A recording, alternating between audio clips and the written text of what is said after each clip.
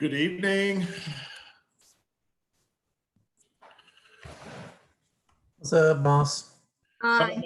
Love your background, Mark. Thank you, sir.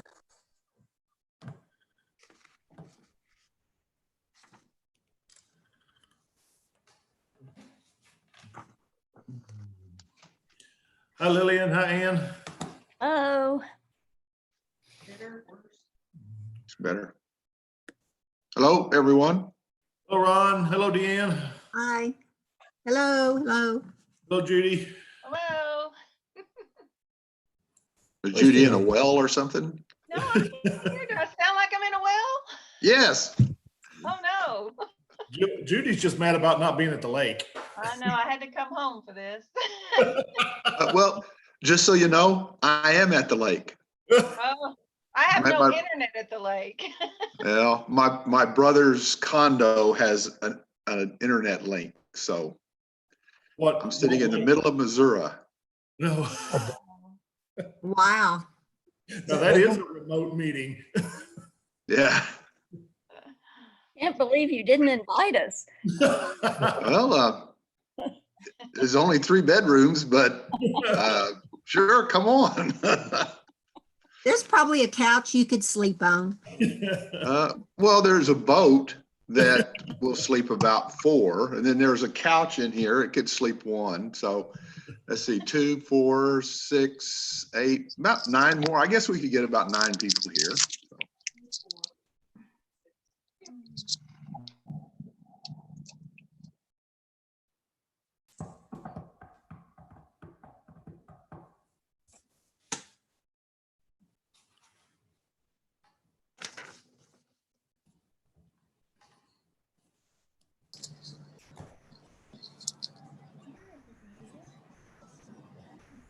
Steve's living in his car. Yeah. That furlough from Southwest really got you, didn't it? Yeah. Hey, can y'all hear and see me okay? Yeah. Yeah. And Yes. Okay, you're still in the right seat. You don't even take the captain's chair in your car. That's right. Yeah. I mean, I am multi-talented. I could do it all, but No, let's I not. think for safety Yeah. reasons, you know. Yeah, let's not. But say hi to Shannon. Shannon's out, everybody. No, Hey, hey, Sarah, wave. Hi, Sarah. Hey, Shane, wave. Hi, Shane. I'm so excited. Yeah, we're headed out of town on a little road trip, and since it's a Zoom meeting, we decided, hey, let's get an earlier start. There you go. We were going to go after the meeting tonight.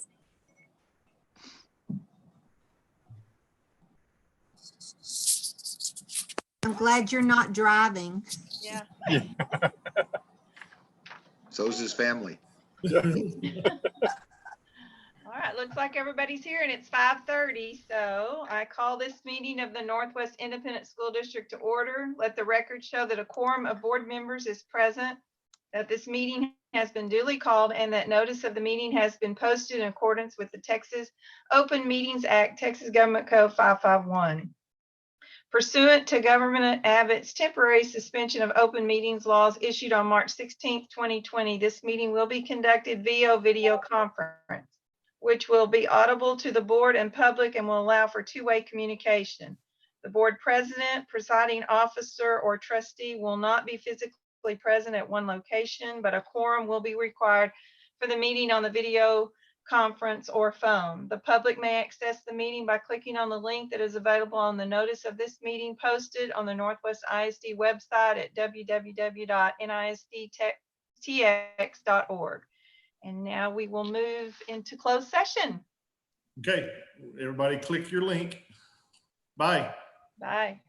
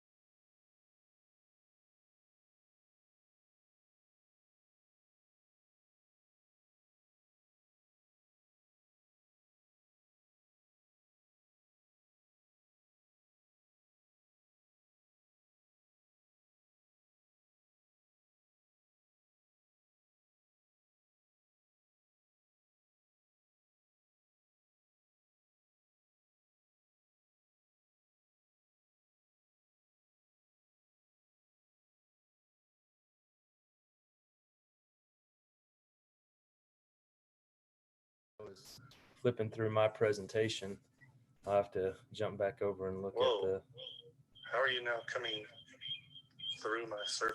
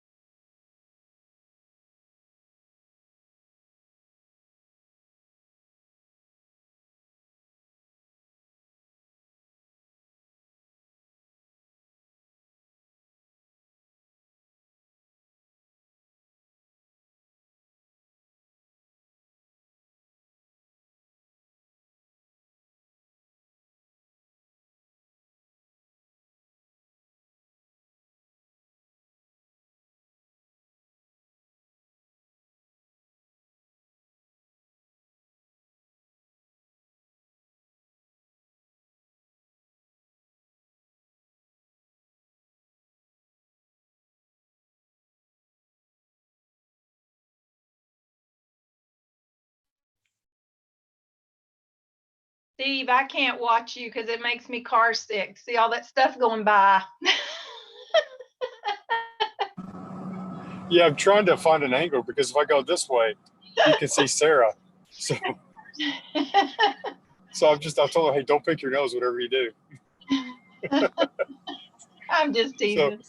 Yeah. Where are y'all going?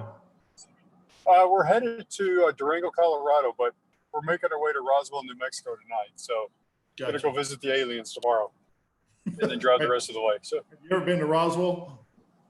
I've flown there with the Air Force, but never gone to do the UFO stuff. Yeah. Okay. Well, don't blink. You'll miss it. Yeah, that's what I figured. Steve maybe would rather see your daughter than you. Yeah, maybe. Yeah, she's leaning out. She's gonna hide behind the seat. Yeah. What was it? So 3 years ago when I was running for election, Sarah was going around, we're putting up my signs, and we went to the Aurora City Hall, that building, and I said, hey, read up about the Aurora UFO. Let's go check it out while we're there. So we went to the graveyard and saw the rock and everything. So now we're going to go do Roswell and see what UFOs are out there.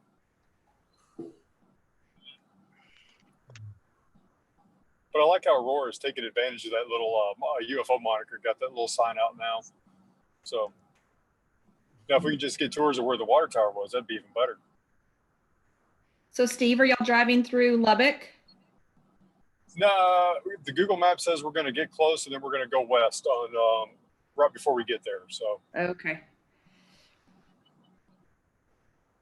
but I'll be spending a lot of time in Lovey here pretty soon anyway. I so. know. That's what I Yeah. see. I see her guns up. Yeah. Smart girl you raised right there. Yeah. Someone said guns up. So there's you. Well, when you cross the state line into New Mexico, that between the state line and Roswell, New Mexico, is the most boring drive in the history of man. You never even turn the wheel. Oh, really? Oh yeah, it's just 70 miles of nothing. Wow. Well, I got some good books on Audible, so we should There you that go. should be set. Yep. Or you could just have a nice family conversation. Yeah, well, yeah. I think that'd be about the 6 hour point, 5 hour point. I think we'll be done with each other by then. So.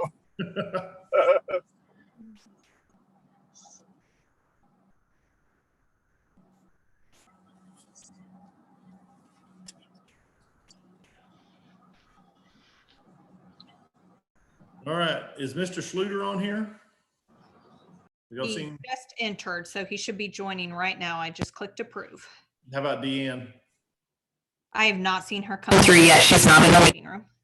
Okay. There's Mr. Schluter.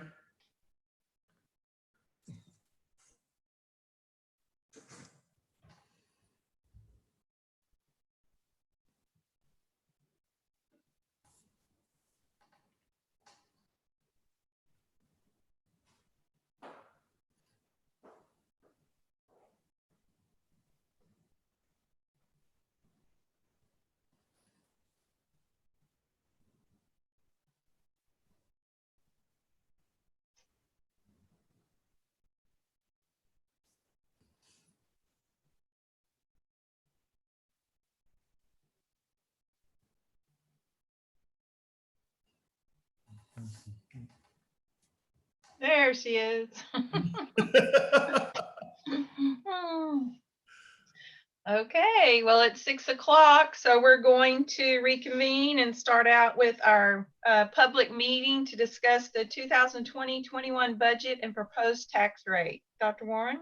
All right, board, as required by the Texas Education Code, we have a hearing every year to describe the budget, the proposed budget to you and to our public. And then, so Brian has that presentation ready to go. And then after that is concluded, we'll answer any of your questions, and then we'll go to any public questions, and we'll get into that when Brian gets done with his presentation. So Brian, please. Great. Thank you, Dr. Warren. Good evening, board. We will share this screen with you.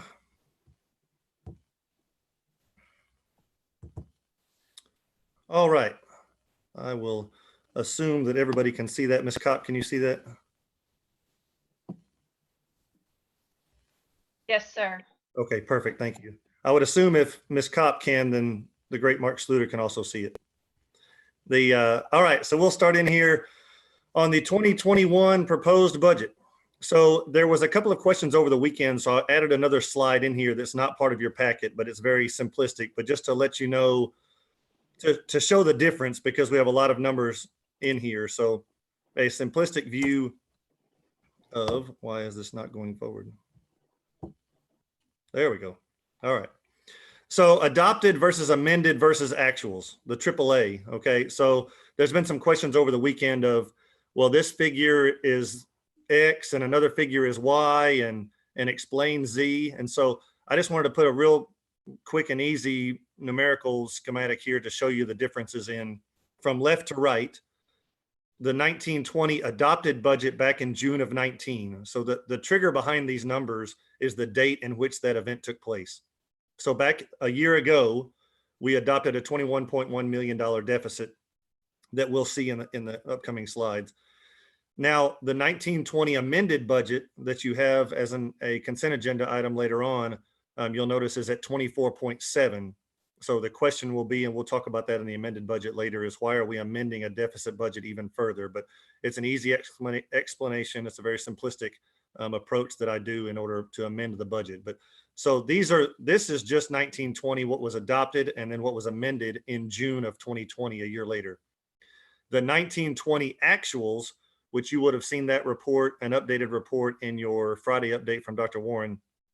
Our actuals now have dropped even further. So while we're proposing about a $7.1 million deficit for 1920, we're still working with forecast 5. You remember last month it was about 8.3. And I'm getting some clarification from him on how our salary accruals are going to work. So the salary accruals are the months of July and August that we pay our teaching staff and calendar employees that work 10 months but are paid over 12. So we're working through that. So I'm comfortable in saying that I think we're going to be below 10 million on our deficit. And then our 2021 adopted budget that we're looking at for June of 20 is at 25.1, which we'll see that later. So I just wanted to put this together and kind of use the arrow here to compare the adopted to the actual. If we could try to compare adopted to amended, that's kind of apples and oranges. So I just wanted to put this together. I hope this kind of helps make sense to y'all of the adopted versus amended versus actual. And I will send Jennifer an updated slide of this to send out to you all. And if you have any questions as we go forward through this next year, just let me know. But hopefully that helps make sense. All right, and so this is our recap of the budget for 2021, which is in the blue column. The gray column is the 1920 adopted budget. And again, in the bottom left, there's the $21.1 million deficit that was adopted last year, as well as the food service budget that was adopted and the debt service budget that was adopted. The blue column represents our proposed budget for this next school year. Our revenue is still at 230.8, expenditures at 256 and change with a $25.1 million deficit. We did move around a little bit of figures and loading some personnel budget a second time, but overall the deficit figure is where it was as it was presented on June the 15th. So the first column in the black columned areas in the general fund, excuse me, let's go back in blue. So the general fund is presented at a $25.1 million deficit. Our food service fund, those items have remained constant from June 15th at a $90,000 surplus. That fund also has a $900 and some odd $1,000 fund balance in it as well that still exists. And then our debt service fund is projected at a $3.4 million surplus. So then when we look at the general fund, the first column in black, so that shows you your variances between this year's proposed budget, the first column in blue, and last year's adopted budget, first column in gray. These items, for the most part, are virtually identical. I'm looking at my sheet from the 15th. The only real change in there, the general administration, which is our function 41 in here, was 3.3 million on June 15th. It's down to 2.7 because I had a $670,000 placeholder in there for some budget decisions that I needed to go over with Dr. Griffin and Dr. Lacefield. And so those items were reduced out of this function and moved into other functions within the budget. And the rest of these items have remained fairly constant. We'll talk about recapture again in a minute when we talk about the amended budget for 1920 later on in the consent agenda item, but this item has remained the same. The other question that has come up is, but in a slide that's coming up in a couple of slides from now, we show a $12.7 million addition, but Brian, your changes are showing 13.5 million. Why do the two not match up? And the reason they don't match up is, number one, we had to add about $1 million to our transportation budget this year to make sure that we have that covered. We would have been over budget last year. That figure was not in the original. Let me show that slide. This slide here. That $1 million was not anticipated going through program staffing and growth and non-payroll raises, recapture, and insurance. So that has added some to it, as well as the other changes in that amount are going to be these program staffing and growth budgets, even within our raises. Those are based upon, we budget $65,000 per teacher. So as between the 15th and now, and even before the 15th, as we're hiring people and filling open positions, resignations being replaced, that 65,000 is not going to be an exact figure once someone comes and goes. So it's going to wash out a little bit. So the 12.7 is used as a 90% confidence interval. But that's why the two don't match up exactly. And really with that, for the most part, what you see here is what you saw on the 15th. Debt service and food service have remained the same. We will talk about the refunding. I have some notes to explain to you all later on in the investment report. We had a great refunding that took place on Wednesday.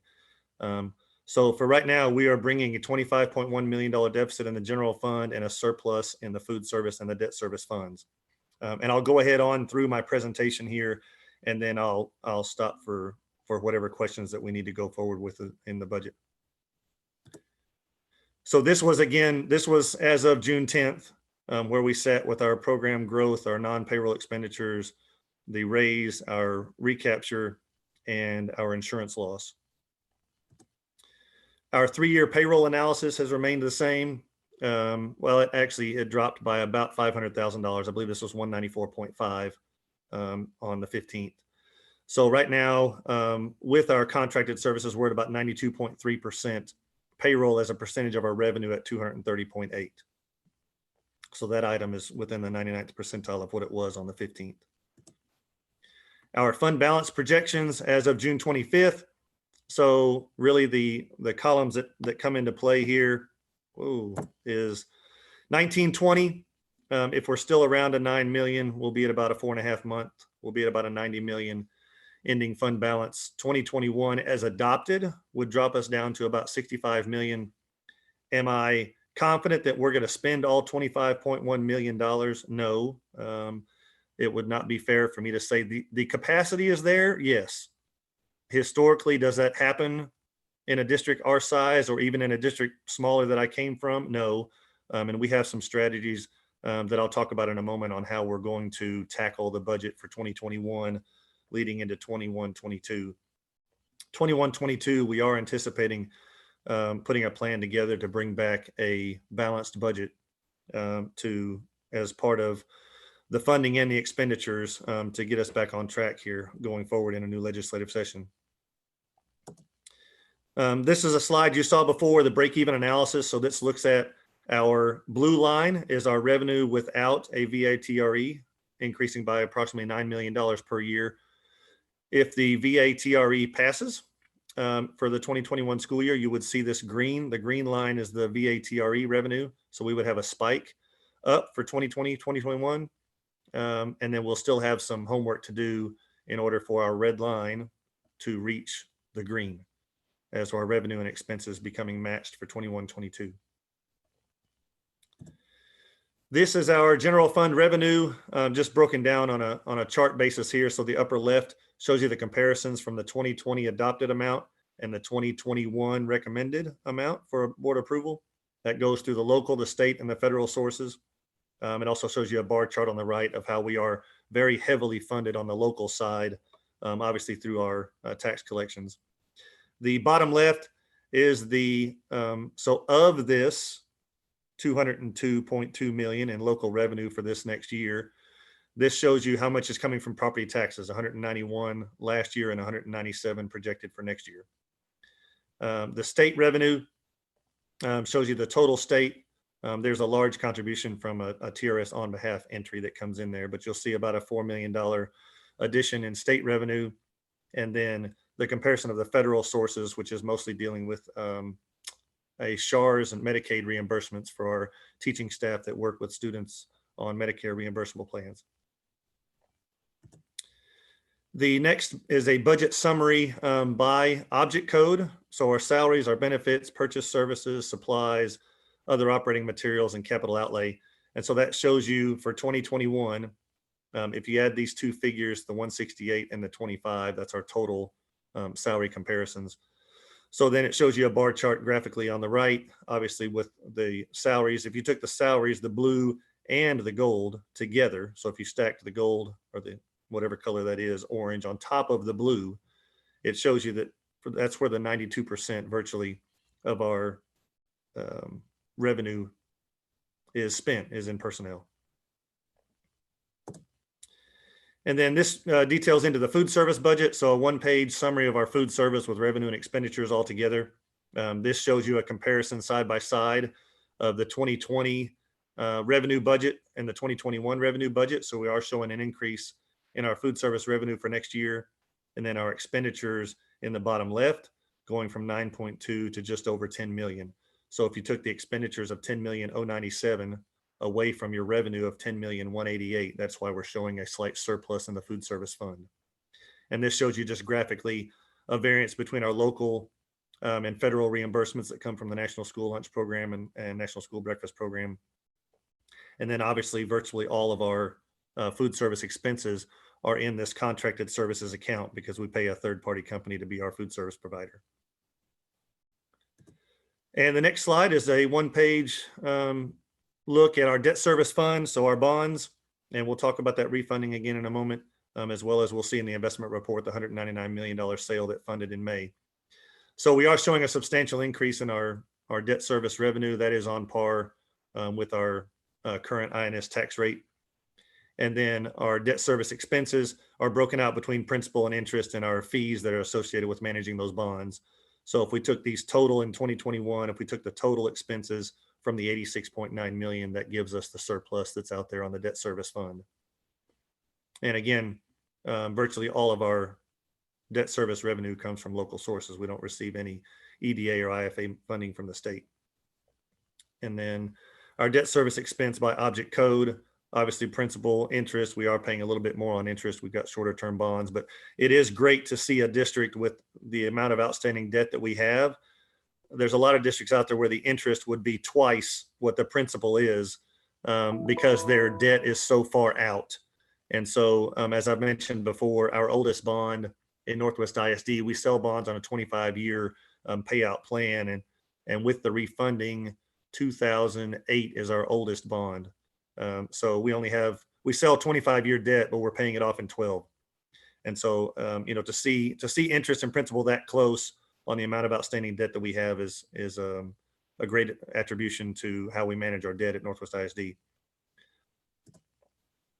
And then I've included some slides in here as Dr. Warren and I are talking about the voter approved tax rate election. So this is the timeline that goes through, and I've condensed off the headers and footers just so that it can make it presentable in a slide. So here we are in June, the deadline on June 30th to adopt a budget.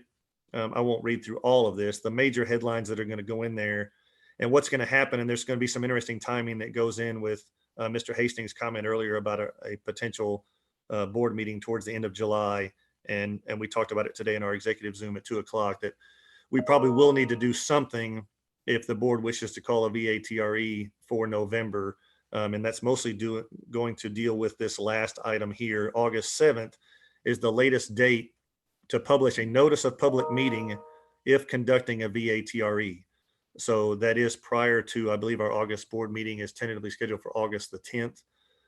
So there is the potential that we would need to call a special meeting ahead of time in order to adopt or approve a public meeting notice to adopt a tax rate that's higher and trigger off a VATRE.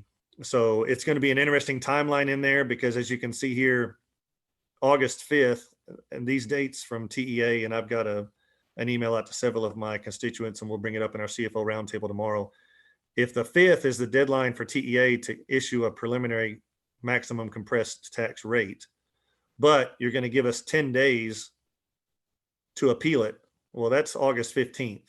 Well, we can't adopt a notice or publish a notice on the 7th if there could be districts still appealing it within that 10 days. So their calendar doesn't quite make sense there. So I'm assuming that's going to be a source of clarification over the next several weeks. And then August 17th would be the deadline to order the election on the November uniform election date. And then the rest of these dates are going to take place. There'll be items after the board either wishes to or wishes not to call a VATRE in November, with obviously the election taking place on November 3rd, the uniform election date. And with that, I will close my comments on the budget and I can come back through whatever questions you may have.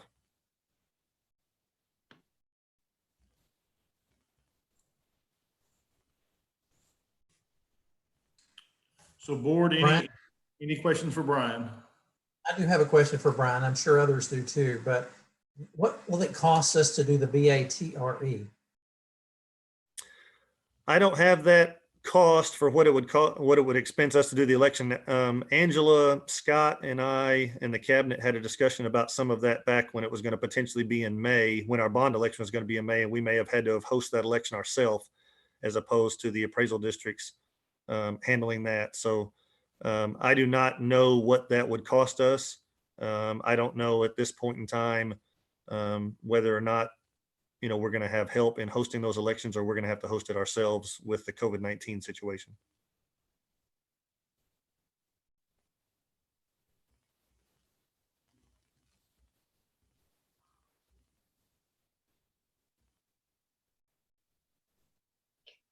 Any other questions, board?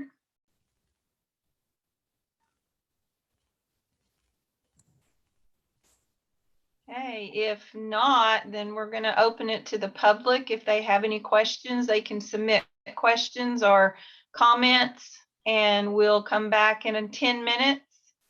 And Brenda will read those out loud if any come in. Okay, so it's about 6:20 right now, board. So let's get back on at 6:30. Thank y'all.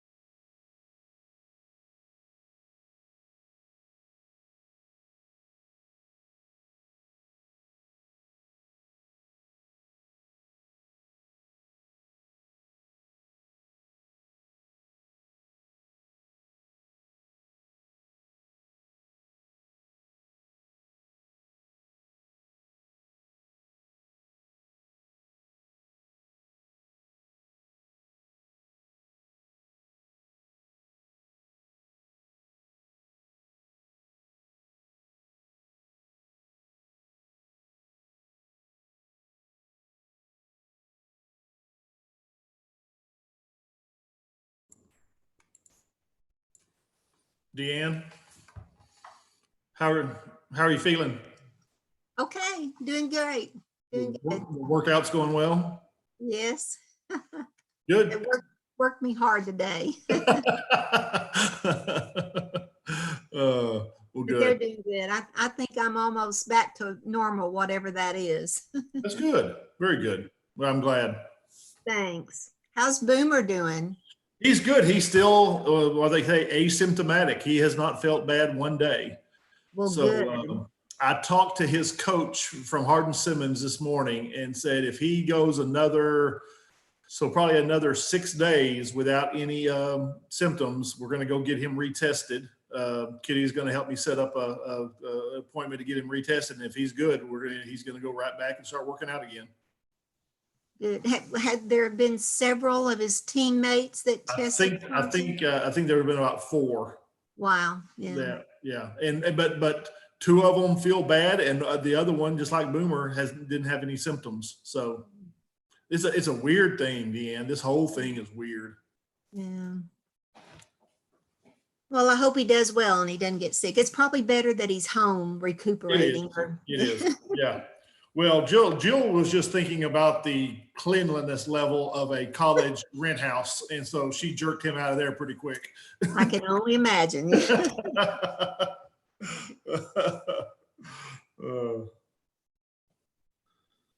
I used to tease that our son moved every year so that they wouldn't have, all the guys wouldn't have to clean. Well, my mother still tells people that she wouldn't come see me the 4 years I was in college. She wasn't even going to fight that battle. Oh, funny.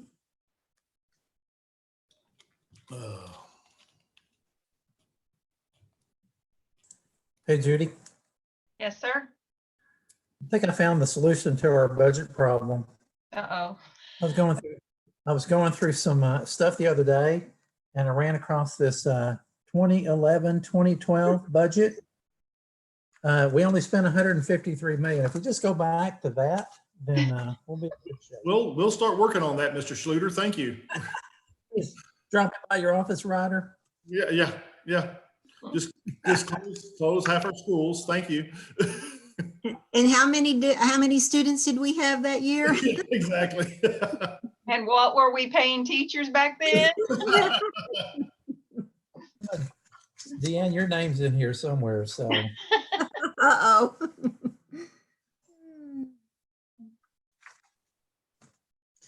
Oh, did you hear that Ronnie Noggle had died? No. Yeah, he died over the weekend. He was a former board member, Ryder. And What graduate. What was his name? Ronnie Ronnie Noggle. Noggle. Sorry. Wow, I hadn't heard that. So sorry. He was a board member for several years. Yeah, he sure was. For 15 years. This is Brenda speaking, and his funeral's Wednesday at Aurora. Okay. Okay. 15 years.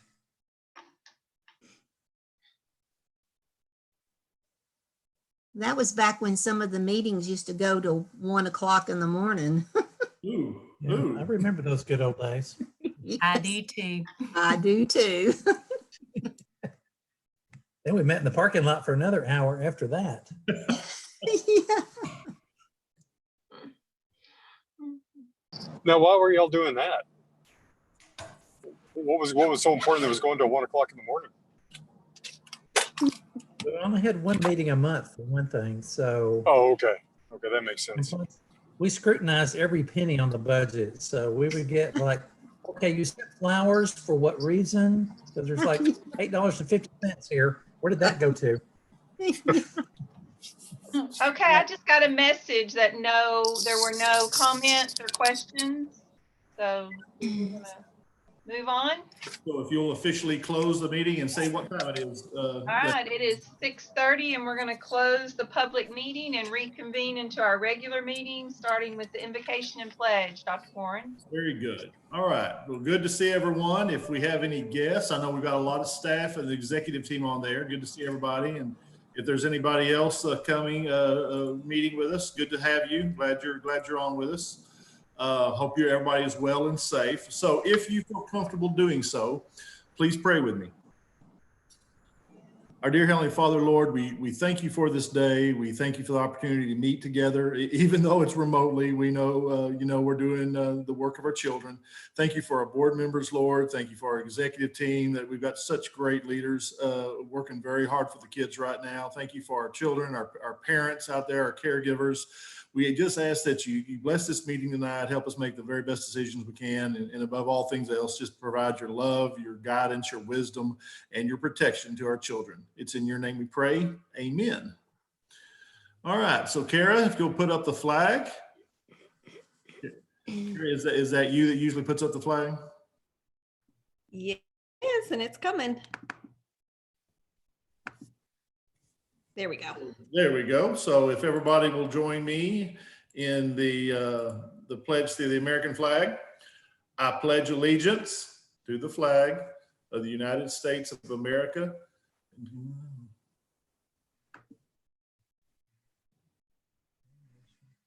with liberty and justice for all. Thank you. And now the Texas. Honor the Texas flag. I pledge allegiance to thee, Texas, one state, under God, one and indivisible. Thank you very much.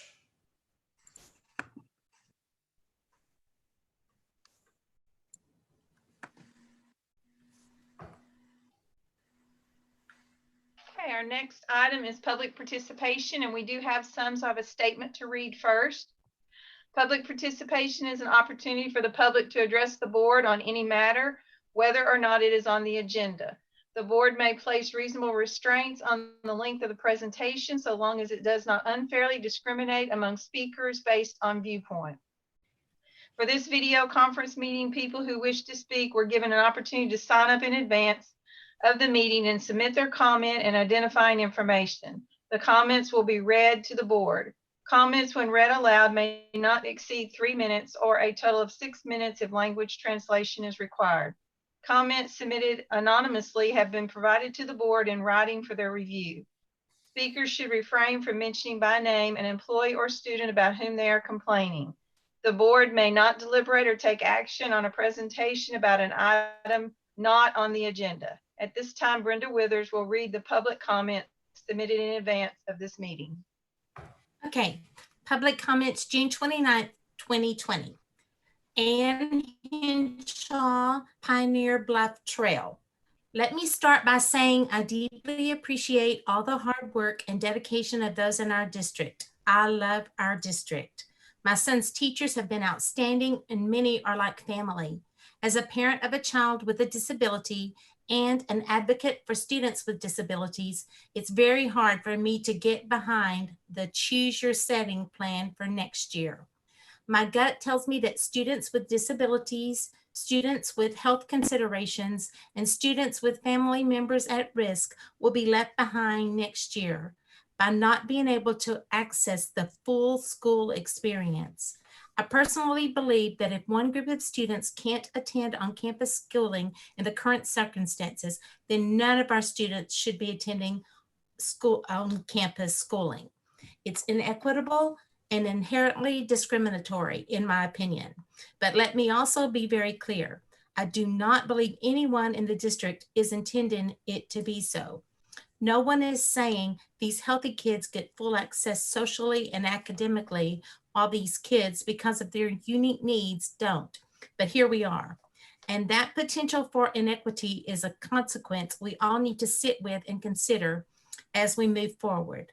That being said, the one demographic whose benefit will outweigh the risk by attending in person next year are the students without the privileges many of our students possess. The students whose only access to meals, hygiene, safety, and the love and care of a concerned and invested adult is through attending a public school campus. So with those kids in mind, I know that some form of on-campus schooling is necessary, which is why I cannot advocate for full closure at this time. Districts and parents are having to make a decision with no right choices, but regardless of intent, the either or option will create disproportionality and inequity for students with unique needs.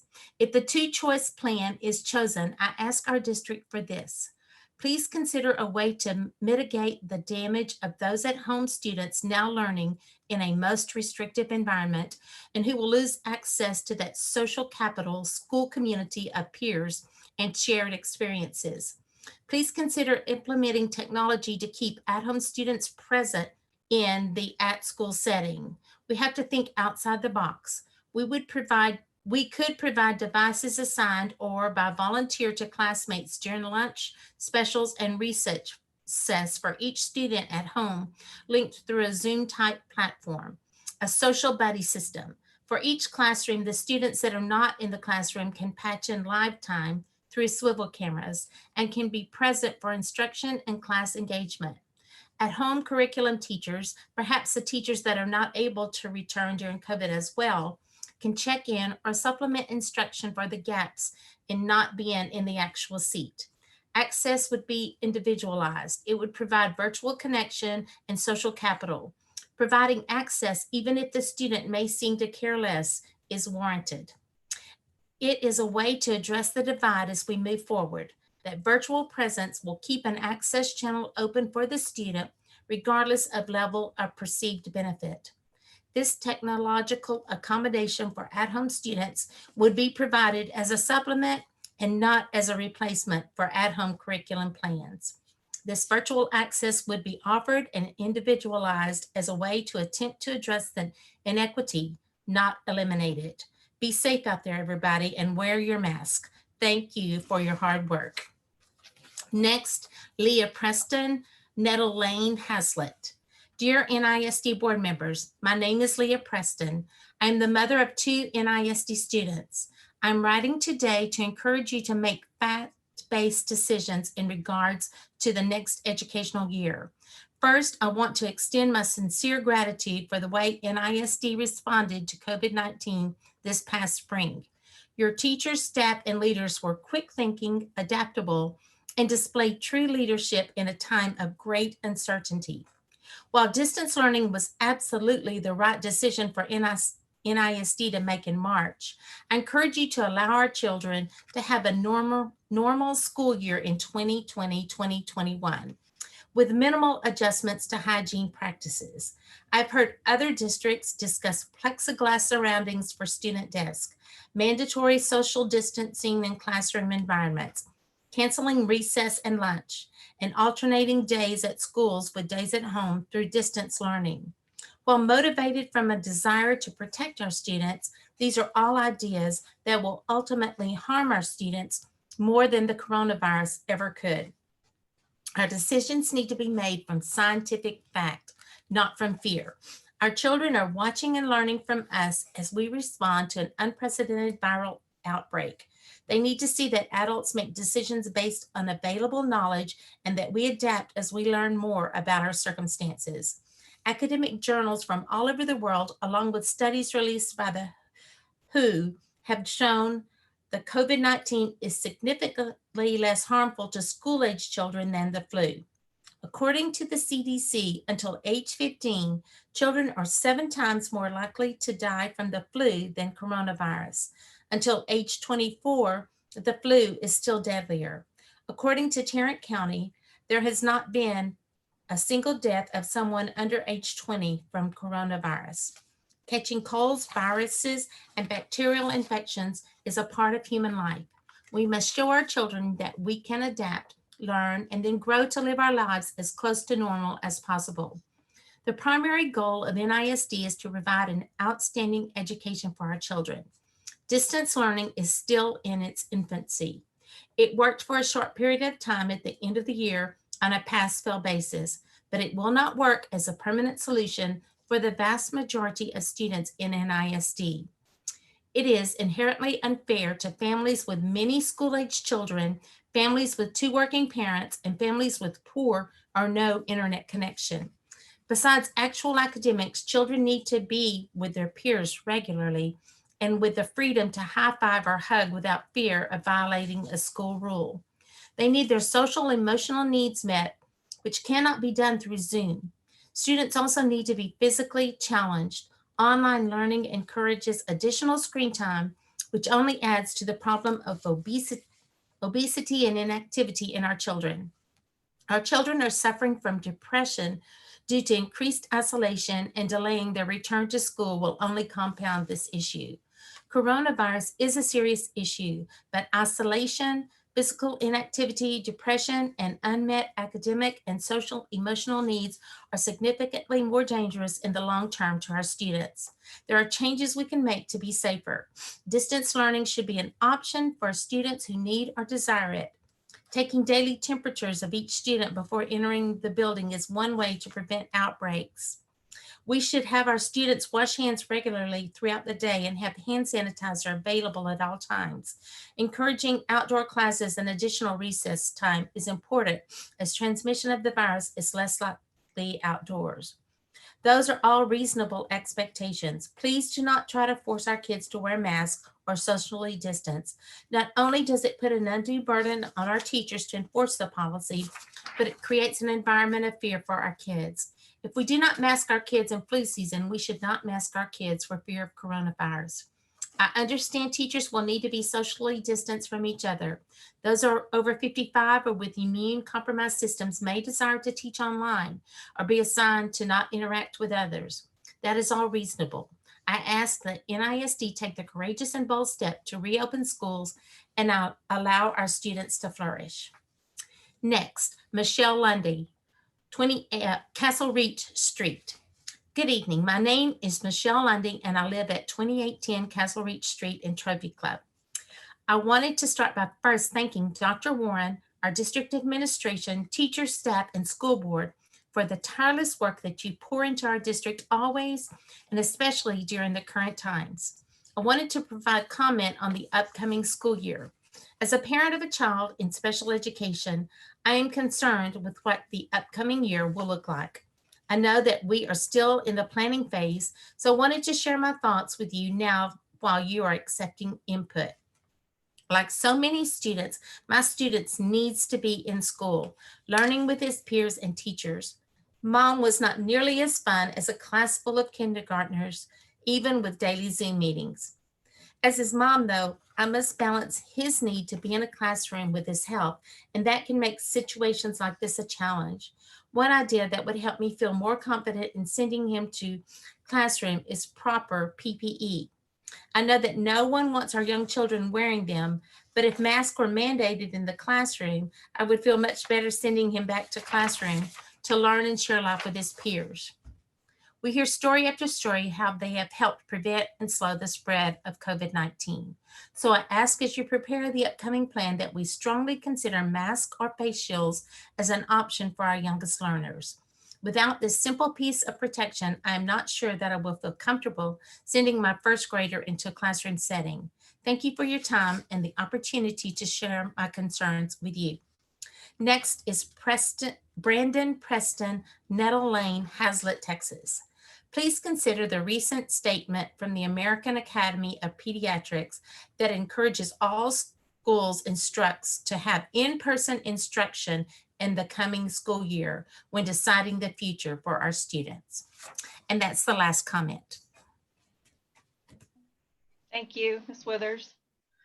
All right, our next item on the agenda is the consideration and possible action and revision of superintendent's contract. I just want to mention that there is no change in the contract. The revision is just extending it another year. And I also wanted to mention that normally we give the superintendent the same raise that we give the rest of our teachers and staff, but Dr. Warren has graciously requested not to get a raise this year. And I just wanted to thank him publicly and appreciate that, because of everything we're going through. It really makes a difference every little bit. So thank you.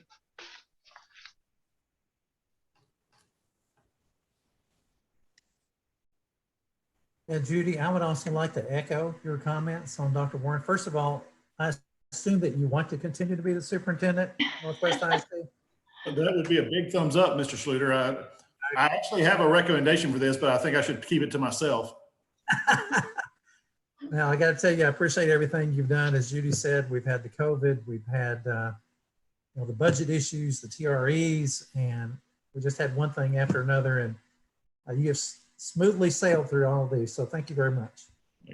We just have a very good team. And I would echo, I can't, Mr. Sluter's comments to say thank you. I ditto the comments. I don't have to worry about echo. Just ditto. I appreciate all you do.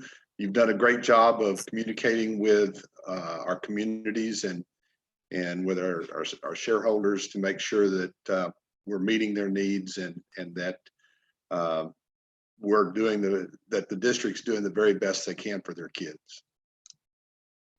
Thank y'all. I feel the same way. And with that, I'd like to make the motion to approve the revision of the superintendent's contract. I'll second. Okay, I have a motion by Mrs. Hatfield and a second by Mr. Hastings. Any other questions or comments? All those in favor? Carries 7-0. Thank you, board. Just know that my family and I still feel very, very blessed being a part of this school district and part of this team. Thank y'all. Okay, our next item is the consent agenda, and I would like to remove item B, the final amended budget for the year ending June 30th, 2020, off of the consent agenda.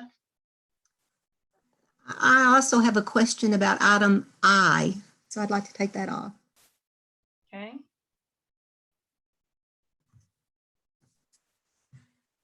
Anything else? Madam President, Mr. Sluter? I move to approve the consent agenda with the exception of B and I, which wish to be taken off as recommended by the administration. Second. I second. Okay. I think I heard Mr. Hastings. Okay, I have a motion by Mr. Sluter and a second by Mr. Hastings to approve the consent agenda with the removal of B and I. All those in favor? Mr. Sproles? Thank you. Are you voting for? Okay, yes. So it's 7-0. Thank you, board. And now we will go over those two items that were removed, starting with item B. Dr. Warren? Board, item B is the final amended budget for the year ending June 30th, 2020.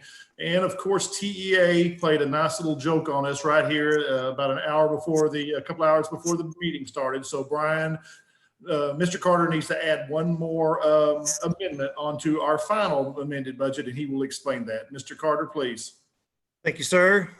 The great Jennifer Carlisle would have emailed this to y'all probably. This happened at about 3:08 p.m. this afternoon, and I will share this screen real quick with y'all. It's not a big change. It's not going to make a difference in the bottom line. It's just an accounting entry. So this is, let me get my pictures out of the way here. This is the TEA Summary of Finance for Northwest ISD. So this is where we go.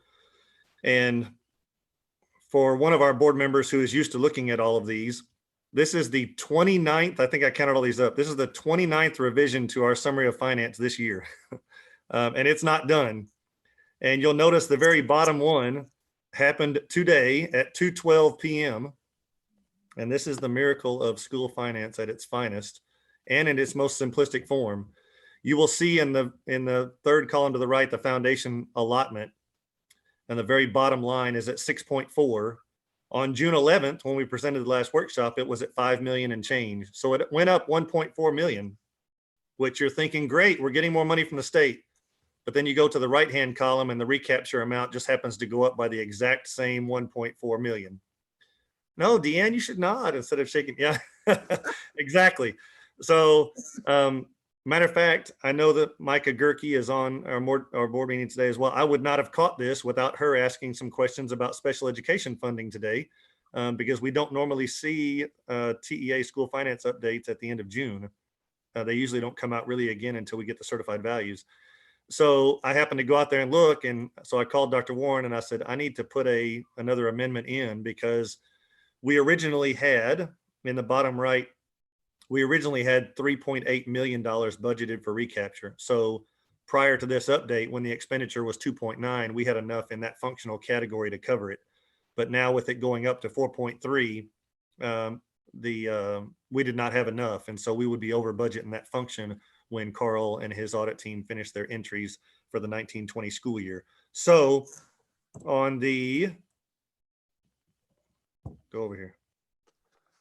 Go on other pages. There we go.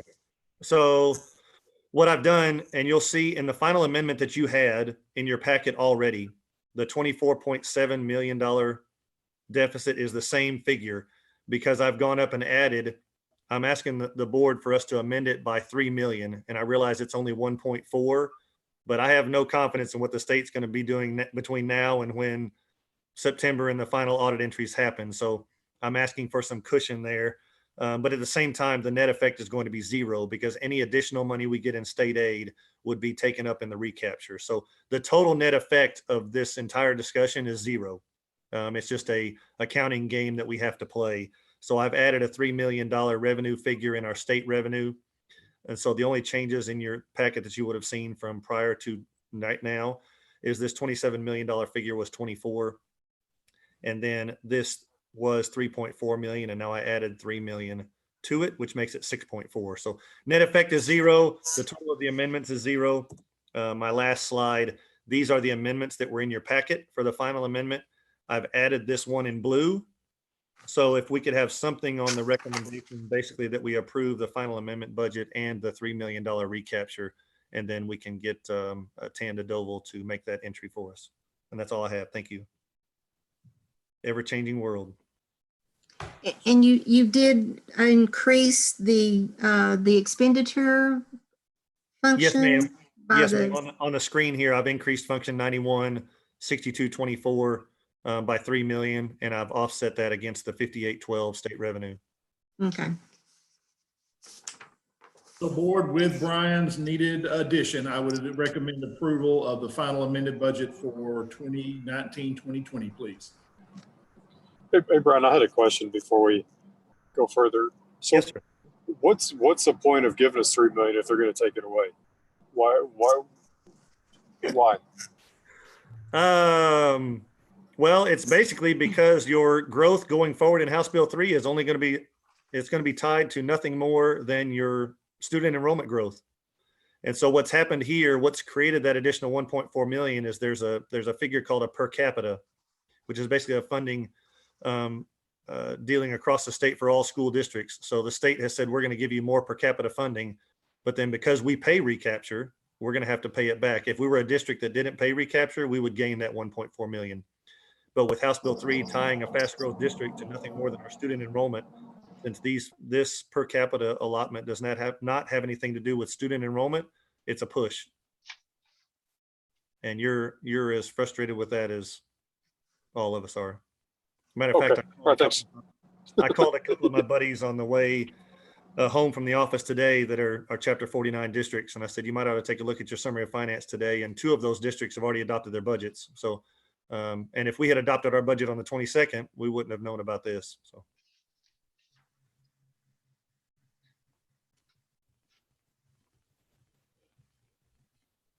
Madam President, I'll make the motion to approve the final amended budget for the year ending June 30th, 2020. Second. Is that Dr. Simpson? It is. Thank you. Okay, I have a motion by Ms. Hatfield and a second by Dr. Simpson. All those in favor? Okay, carries 7-0. Thank you, board. Thank you, board.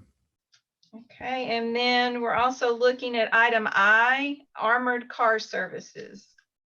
Yes, and I just had one question. As I recall, per the contract, we make a payment based on the stop or the pickups that they do.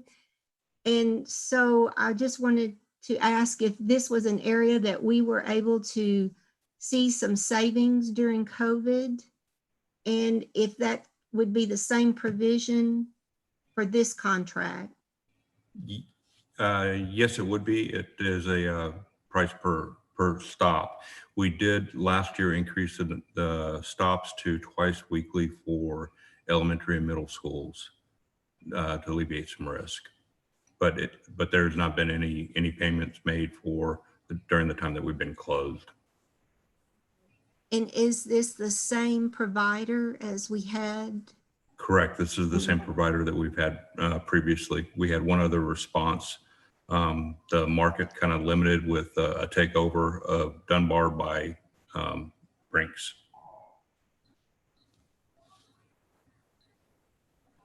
That's all I had to ask. Okay. Anybody else have a question about that? I'll make the motion to approve the RFP number 020-025-05-025 Armored Car Services. Second. Have a motion by Ms. Hatfield and a second by Dr. Roush. All those in favor? You see everybody? Where'd Steve go? I don't see him. Don't see him either. I see you. Oh, there's Steve. There you are. I need a vote on the armored car. Okay, 7-0. Okay. Now moving on to discussion action items. The first one is adopt the budget for the fiscal year ending June 30th, 2021. Dr. Warren. All right, board, if you'll let me just say a couple of things, and Brian did a great job explaining all the challenges that we've had, and you guys have had wonderful comments and ideas and questions during the budget process. And Ann asked a really good question, just kind of a history of what we've been going through. And if there's any guests on, I want to make sure everybody's on the same page with this. 3 years ago, with the old system coming to an end and the new system about to come in, we started losing the ability of bringing a balanced budget to you here at the beginning of the budget year. In 18-19, we adopted an $11 million deficit budget. And the year before that, we had really considered doing a TRE. At that time, there had been about between 350 and 400 school districts who had already passed a TRE in the district because they had lost the ability to be able to balance their budget without those extra pennies that were on the table. But as a team of 8, and I remember these conversations, we really did commit ourselves that until we really started hemorrhaging, our budget started really hemorrhaging, that we really need to try to stay within the boundaries of the tax rate cap. And we were in a total agreement. And even when we passed the $11 million deficit budget, we still thought we could do some things within the course of the school year, just as Brian explained, that we thought we could do some things in the course of the school year and not bring in that $11 million deficit at the end, like we were talking about now. We were actually able, so we actually in the 2018-19, we made the decision not to seek a TRE, even though we had passed the deficit budget. And we were actually through your guidance, through the cost cutting factors that we did that year, we were able to bring a $3 million back into the fund balance. So we ended up $3 million to the good that year. 1920 rolled around, and that's when HB3 went into full power from the legislature, and it was on the ground. And that's when we were looking at the $20 million deficit. And we had made the decision that this was a year that our taxpayers could see that with as much as we were growing, that our system was just not going to grow with us. And the TRE, and I remember, I look back on my notes from when John was leading the budget workshops last year. We had we'd looked at the dates for the TRE, the notices that we had to give, and then at the end of the legislative session, the legislature took away TREs last year. They nullified all TREs for that, so we were unable to do that. So going into this school year, I really,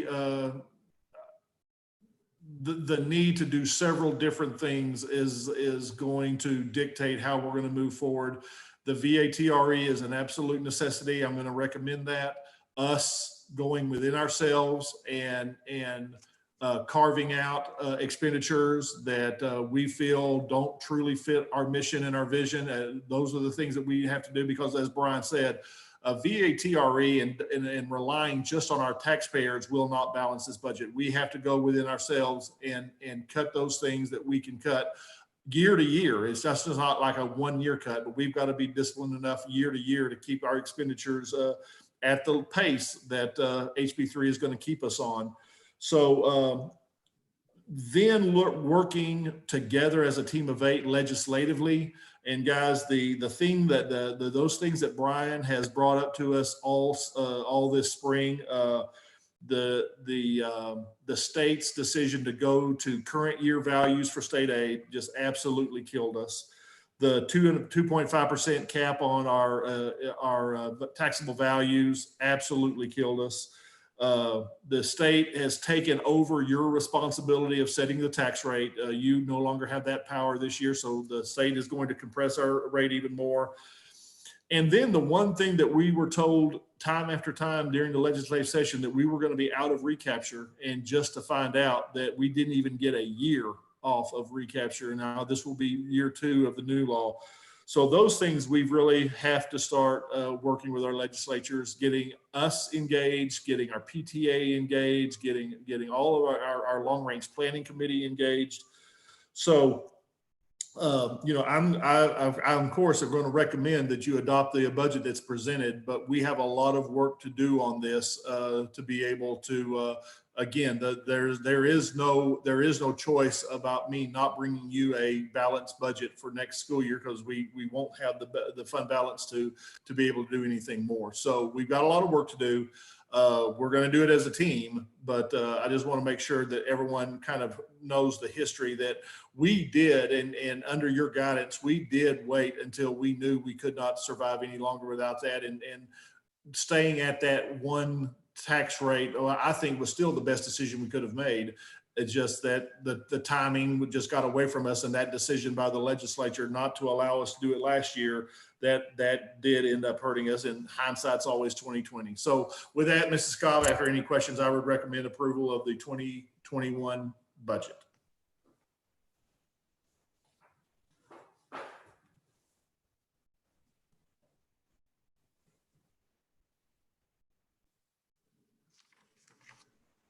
Please.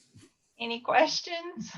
Madam President, Mr. Sluter? I'm going to say this is probably the most difficult budget that we've had, and we've had some pretty difficult ones back in 13, but I move to adopt the budget for the fiscal year ending June 30th, 2021 as recommended by the administration. I second. Okay, I have a motion by Mr. Sluter, a second by Mr. Hastings. Any other questions or comments? I do have a comment. I'm thankful, I'm glad that you said that we do need both the VATRE and the reduction of expenditures. And I agree so much with Mark. This is a very difficult budget to pass with that large of a deficit. But I look forward to seeing your thoughts and your plans on what you have in store to watch for those reductions that we can take and still come out benefiting our kids in the end. So I do look forward to seeing what you have planned. Thank you, Deanne. And Dr. Warren, I appreciate that as well. I know it's our responsibility to have a balanced budget. I do feel like our constituents need to understand that some of these things are being taken out of our hands by our elected officials. And the only thing we can do is to communicate very clearly that whether or not it was intentional, it cannot continue in this manner. Yes, ma'am. Absolutely. And that's, I think, the most important part, that those 8 elected leaders see us as the team of 8 of Northwest ISD coming at them with exactly that same message. I think that's very important as we move forward. Hey, Dr.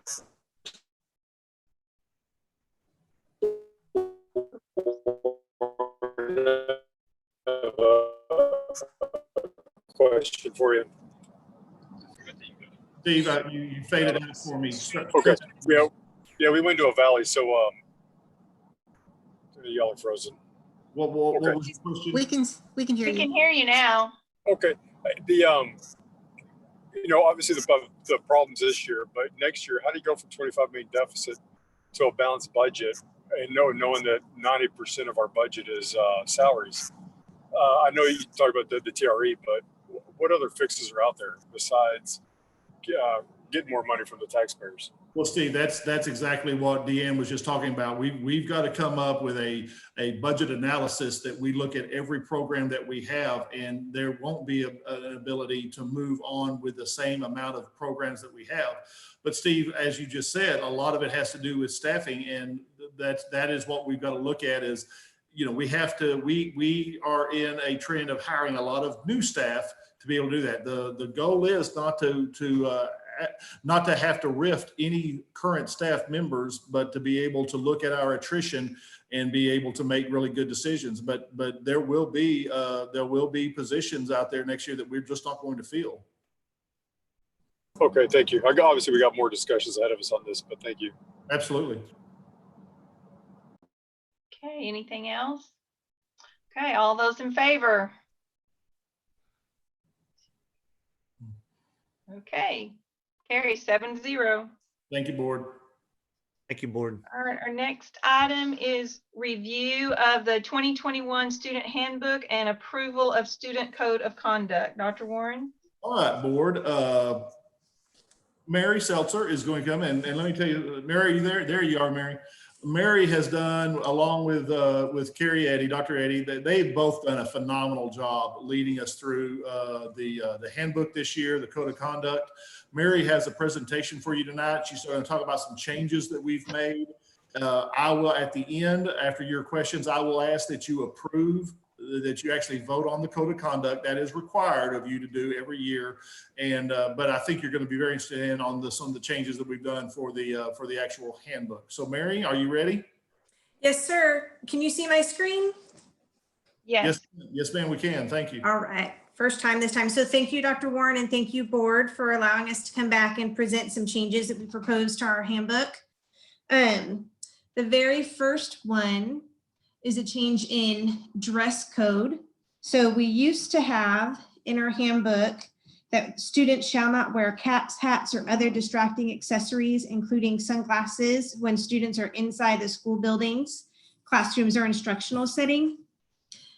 The change that we've put in place is that they shall not wear distracting accessories, including sunglasses, when students are inside school buildings, classrooms, or instructional settings. Caps, hats, or hoodies should not be worn if campus administration determines they create a safety concern or distraction inside school buildings, classrooms, or instructional settings. This is a little bit looser of a rule, but for students, but still gives administration the right to be able to say that's distracting, we're not going to wear that in our building. The bulk of the changes that we made are in the extra co-curricular violation consequences. And so these are all based on feedback from committees of principals, associate principals, assistant principals, and executive directors. So there are some changes that we want to highlight. The first is a removal of the 1-year suspension from extra co-curricular activities after the first time DAP placement. In addition, the removal of the 10% and 20% loss of participation after a discipline consequence. Discretion is given to campus and district administration for removal of a student from a program in the event of a serious offense. Added to the reintegration plan that are already in existence is more specificity to the students who are in extracurricular and co-curricular activities. That includes expectations and consequences for not meeting them as part of the required return from DAP or JJAP in their transition plan, and added coaches and sponsors to the team that develops the students' transition plans for students returning from DAP and JJAP. So again, the transition plans aren't new. The specificity with the students who are in extracurricular and co-curricular and the partnership of all those folks involved to bring those kids back in is what is new.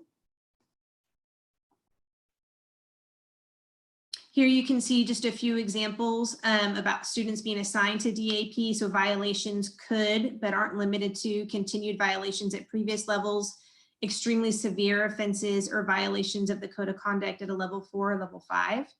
You can see that state law prohibits a student placed in DAP from attending or participating in a school-sponsored or school-related extracurricular activities. Talks about UIL, and then at the bottom is another piece that's new. When a student returns from DAP or JJAP placement, the student will have a 5-school-day transition period. During this transition period, the student will be eligible to practice with the extracurricular and co-curricular activity, but will not be eligible to perform or compete. And there were several reasons for this. Like one example in sports might be in that 5 days, a coach is going to be able to assess whether or not a student is physically capable to perform in a sport safely.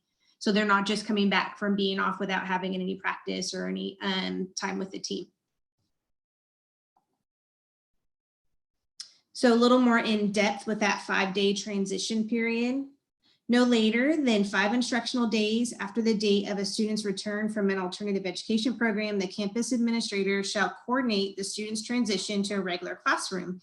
The coordination must include assistance and recommendation from school counselors, school resource officers, assistant principals, classroom teachers, coaches, sponsors, directors who are or may be responsible for implementing the student's personalized transition plan.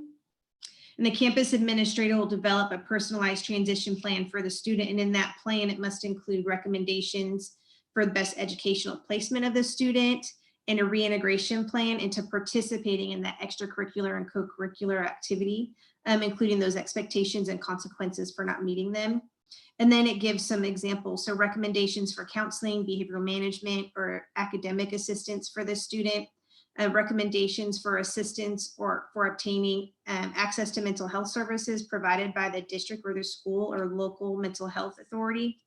The provision of information to the student's parent or person standing in parental relation to the student about the process to request a full individual and initial evaluation of the student for purposes of special education services. Regular review of the student's progress towards the student's academic or career goals, and extracurricular probation period when the student fails to comply with the rules and regulations of the extracurricular co-curricular activity. And when necessary, the campus administrator or the administrator's designee shall meet with the students or parent or that person standing in parental relation to coordinate those plans for the transition. Those were our proposed changes to the handbook. Questions? And it really was a big team effort with Dr. Eddy and all of the principals and the executive director team and Dr. Warren, and coming to a place we thought we should go forth from. So let me say a couple of things, and Mary and Carrie, actually, they really did, along with a lot of other people, did a great job. You know, board, you went through a couple of level 3 hearings. I thought you made fantastic decisions based on what our rules were. I really did. We appreciated that, what you did. But you challenged us to go back in and really look to see if we had the best things in place to support our children. You know, unfortunately, a lot of the things that our campus staff have to do deal with negative consequences for when kids make bad decisions. I mean, we wish we did not have that part in our jobs, especially our campus staff, our principals, our APs, our teachers, but that's just what that's the job. We have to act as parents at a lot of times during the day, which a lot of times that means discipline measures. But the reason why we put in discipline measures is to change the behavior, to hopefully help that kid make a better decision. If they're placed in the same situation the next time, make a better decision. And we truly feel after you ask us to go back and look at it, especially after those level 3s, we really felt that we were punishing kids to a level that almost made it where the kid might even shut down on us, maybe even to the point of giving up. And so I really do appreciate, with Mary's leadership, with Carrie's leadership, and Logan and all the whole crew. I think they've come up with some very good plans moving forward to be able to do this. We are in the discussion right now of the kids that are already under the 1-year suspension. We're having discussions and going back and retroactively place them under the new. If we're going to change these rules, and we do feel that we were too restrictive last time, we're gonna look at changing that as well.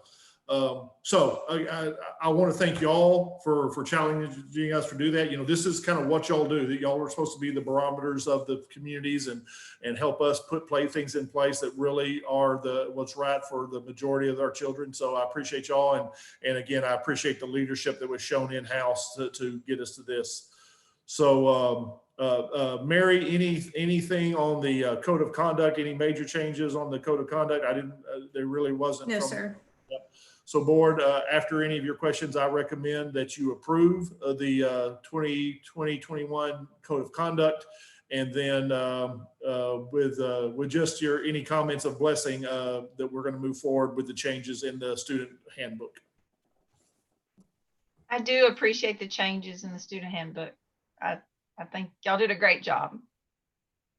I like the reintegration plan. I think that's a good addition. Well, it just doesn't throw a kid back into the situation. We're going to keep track of them, and they're going to do. We talked about that. I had a meeting this morning with every secondary principal, and you know the elementary principals have to deal with this too, but the secondary principals, especially with the athletic standpoint, they really do, and they're excited about this new handbook. Good. I just want to say thank you and thank you for making it something that could be considered retro for the other students. Yeah, I just want to say thank you for going back and looking at that as a Okay, former. I have questions, but my Wait a minute, Steve. Just as a former administrator, I just want to thank you for that because it is a difficult situation. And Steve, you're frozen again. Yeah.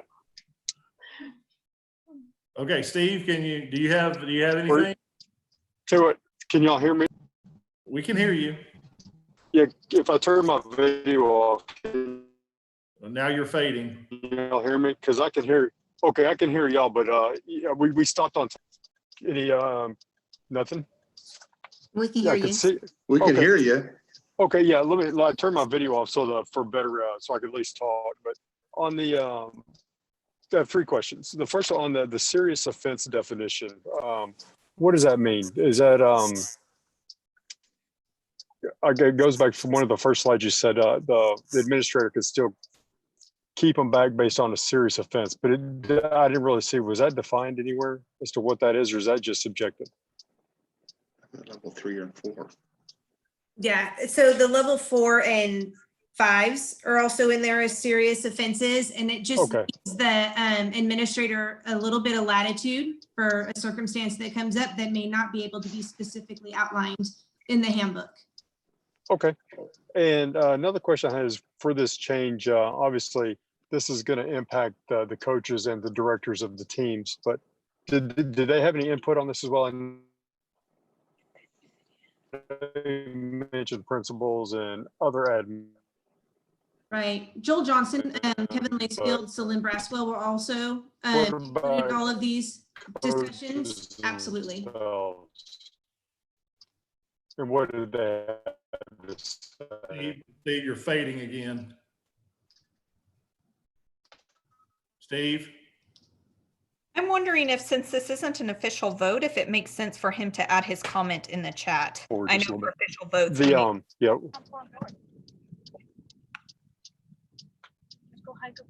Is that, can y'all hear me any better? Yes. Hear you. Okay, yeah, we're trying to get a little higher on the hill.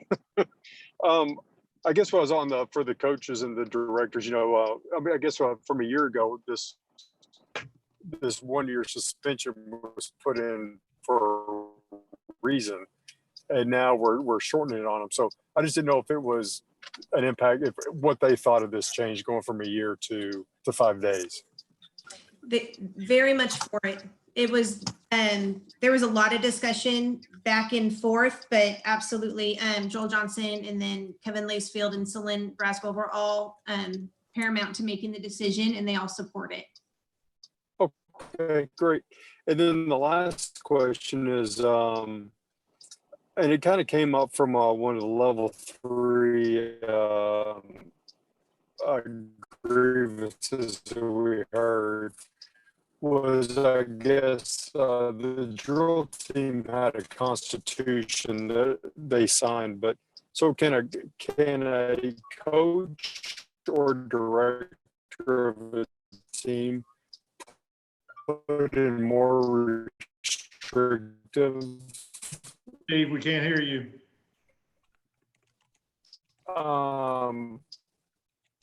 punishment? So if someone does get sent to DAP off the team, can they do that? Mary, did you hear any of that?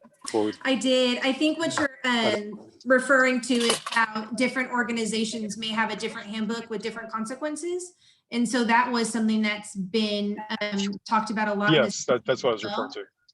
Yes, and we do have a plan moving forward with the committee to work on aligning those extracurricular and co-curricular handbooks so that there's one NISD handbook that can be used across the board. However, of course, each of those will also have to be tailored to meet the needs of that organization, but it would be, you know, the basics for NISD that are in alignment across the board and then tailored to meet the needs of that organization.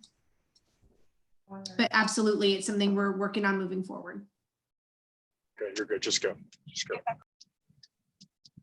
Okay, thank you very much. That answers my questions. Thank you. Thanks for your patience. You're welcome. I also had a comment too. My comment is the more rules that you develop, there's always going to be a loophole somewhere that's going to create an issue. But Ms. Seltzer and Dr. Eddy, I appreciate you guys putting this together.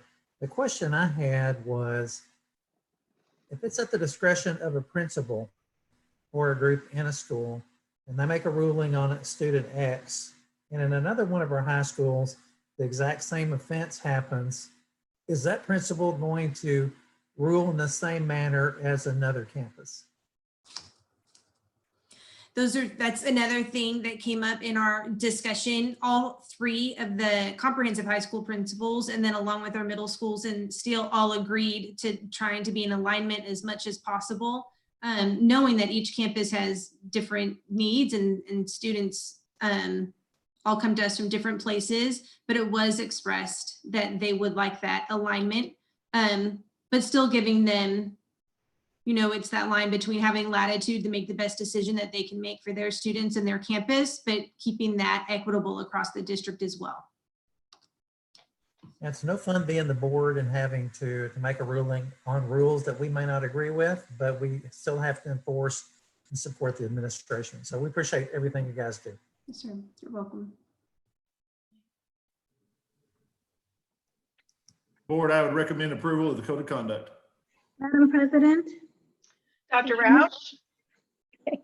I want a motion to approve the 2020-2021 Student Code of Conduct as recommended by the administration. Second. Okay. I have a motion by Dr. Roush and a second by Mr. Hastings. Any other questions or comments needed? All those in favor? It carries 7-0. Thank you, board. Okay, next is reports, and the first one is May Financial and Investment Report. Dr. Warren? Board, the May Finance Investment Report begins on page 424 in your packet. Mr. Carter, please. Sir, thank you. You have the detail behind the report. So on our summary page here, as of the end of May, our total market value invested was just over $394 million. You will notice the capital projects fund now exceeds 200 million because we had I believe it was May the 7th, we funded the $199 million bond sale. And then the interest earnings for the month of May were 88,591 with a fiscal year-to-date earnings of 3.5 million. We do have a large amount sitting there in capital projects that, you know, I've debated on whether or not, where do we want. Brian, are you going to share your screen? So if that would help. Please. Thank you. My first time. There we go. Now it all looks like what I was talking about. So yeah, it's kind of hard to order from the restaurant if you don't have the menu. So anyway, there's our 394 million broken out by fund. The capital projects is the one that represents the $199 million sale that funded in May. Our interest earnings at 88,000 and change, and fiscal year to date of 3.5 million. So we do have another month to add for June. I'm in a little bit of a quandary right now because we do have a lot of capital projects dollars that we're not going to need for quite some time. And so I've talked with Tim a little bit about looking at what this bond election is going to do in November, as far as, are we going to start, are we going to accelerate projects or something where we might have some 17 items on top of a 20. We'll have to look at that as we get closer to November as to what we do with a lot of those dollars to ladder those out over time to try to get close to our interest earning goals for next year. So we will start some diversification processes now that we've got this budget behind us, and start monitoring that and look forward to how we handle our dollars, because this general fund, as we get closer to December, when tax payments start coming in, is going to grow again as well. So another part I wanted to bring up that I referenced earlier. So this is not in your packet, but I will send it out. I just got this on Friday. So this is the taxable refunding. So back in March, actually it's bulleted up there on March 16th, when you approved the parameter order for the $199 million sale, we also had a parameter order in there for a potential refunding or a refinance of debt, like when you refinance your house. And so you approved both parameter orders. The sale of the $199 million went forth in May. We've been, our financial advisors, Hilltop Securities and Jeff Robert, those guys and ladies do a great job of keeping an eye on these interest rates during this COVID-19 scenario. And so we did have an opportunity open up across about a 72-hour stretch. We went to the market last Wednesday. We were able to refund all the way up to $176.4 million. About a month ago, we would have only been able to refund about 60 million. So it nearly tripled with the rates dropping. We were able to maintain, even during COVID-19, the second bullet point, we were able to maintain our same bond ratings. So we are a AA2 and a AA on our own, but then because we're backed by the Permanent School Fund through the state of Texas, we earn a AAA rating. The refunding resulted in $24.5 million of debt service savings. So it's $20 million in present value. So the immediate refunding, as soon as I sent my signature page in on Friday afternoon, the district saved 20.4 million. The difference, 24.5, would be if we carried that debt all the way out 25 years. And as you know, our debt pattern does not do that. So the more relevant number is $20.4 million in savings. We were even able to do an open market escrow, which is fairly unique to a refunding. It allows us to not only, normally we buy, not we, but our financial advisors through the bond council, buy market securities.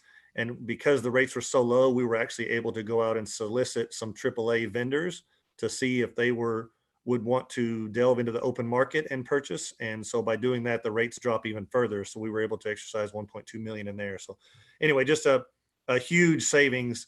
You're looking at what, almost 12%. So twice what the parameter order stated. So just a big win-win for the district last Wednesday.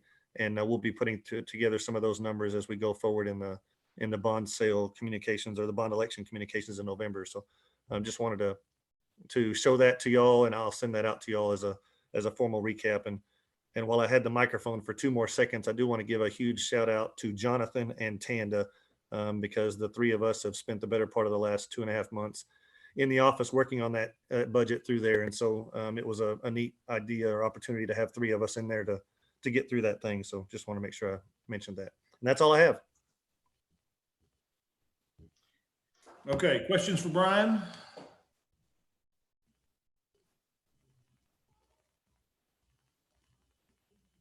Okay, Mrs. Scott.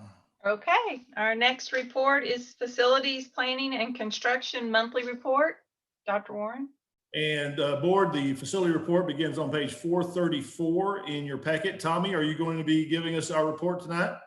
I am, in conjunction with Tim, who's going to lead us off with the middle school 7 update. Well, that's a scary thing, but go ahead, Tim. Well, thank you for the confidence there. And I'd like to thank Brian for all he's doing. I mean, that the sale last week was huge, and it did sound like though he was issuing a challenge to me, like we couldn't spend $200 million in a year building stuff. But I won't go there. We'll still work with him on getting through all that. We have the report here for middle school 7. I want to give you an update as we y'all obviously granted us the permission to continue that design with the last board with us shuffling a little bit of funds. So we appreciate that, and also to start some other design processes to keep us on track. Middle school 7, we do anticipate bringing that to the board or to an election, or after the bond election, hopefully bringing that to the board as a approval to move forward with construction. Here's the quick aerial. You can see there at Haslett, the Avondale Haslett Road. You see 156. We're going to click next and see the site kind of fade in there. So you can kind of see where we're talking about the overall site. It's cut off a little bit there to the left. My apologies, but that green piece on the left is where actually Haslett replacement is. We're going to zoom in here and really just kind of take a look at the site in general now that you kind of get its proximity in the area. And then to the north of the page at the top of the screen, you'll see that green area. That's actually elementary school site for Haslett. I'm going to go ahead and fade out. We'll click and fade out the section that's not part of the middle school project. And we showed that high school area, not because it is actually being planned or designed right now. It's not, but just to start to take some cues from the site that is being planned as to how this might line up one day when that project is awarded. One of the things we wanted to be specific about as we were starting to figure out the layout for middle school 7 site was its athletic needs and how those would complement a high school. And so you can see that whole area to the bottom there, that swath of athletic fields. I'm going to go ahead and highlight the railroad tracks here that you'll see come in this dashed orange line. And so it was very intentional to try to leave some cues for whoever designed the high school site that it's a good idea to let's put the athletic pieces back by the railroad tracks. It helps that noise pollution and that light pollution for the residential areas. And it also pushes obviously the school out to the front of the main thoroughfare there so it can be seen. But you can see how one day that could really be a nice element for the community to be able to use and align a bunch of fields and parks and sporting areas back there very cleanly. So just kind of taking some cues there from that. The other thing is, as you start to look at this, Haslett with its history, and especially with the railroad history in Haslett, started to provide some cues to Glenn Partners. Glenn Partners is the architect of design on this that was awarded. And so they really tried to pull off some of that railroad symbology as you get through the site. And so we'll zoom into the site and just kind of look at it from a close-up standpoint.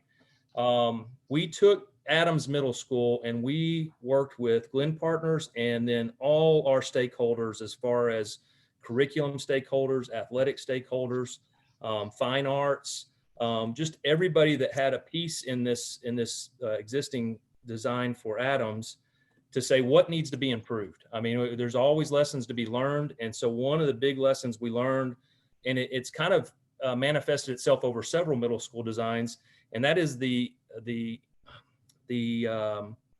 hardship that people find in getting to our gyms at the middle school level. The gyms tend to be on the backside of the school. People don't find their way back there very easily. So one of the very important pieces I wanted to show you here is we've moved the athletic gym piece to the front entry. So you can see that there just next to number 2, between 2 and 5, you see athletics.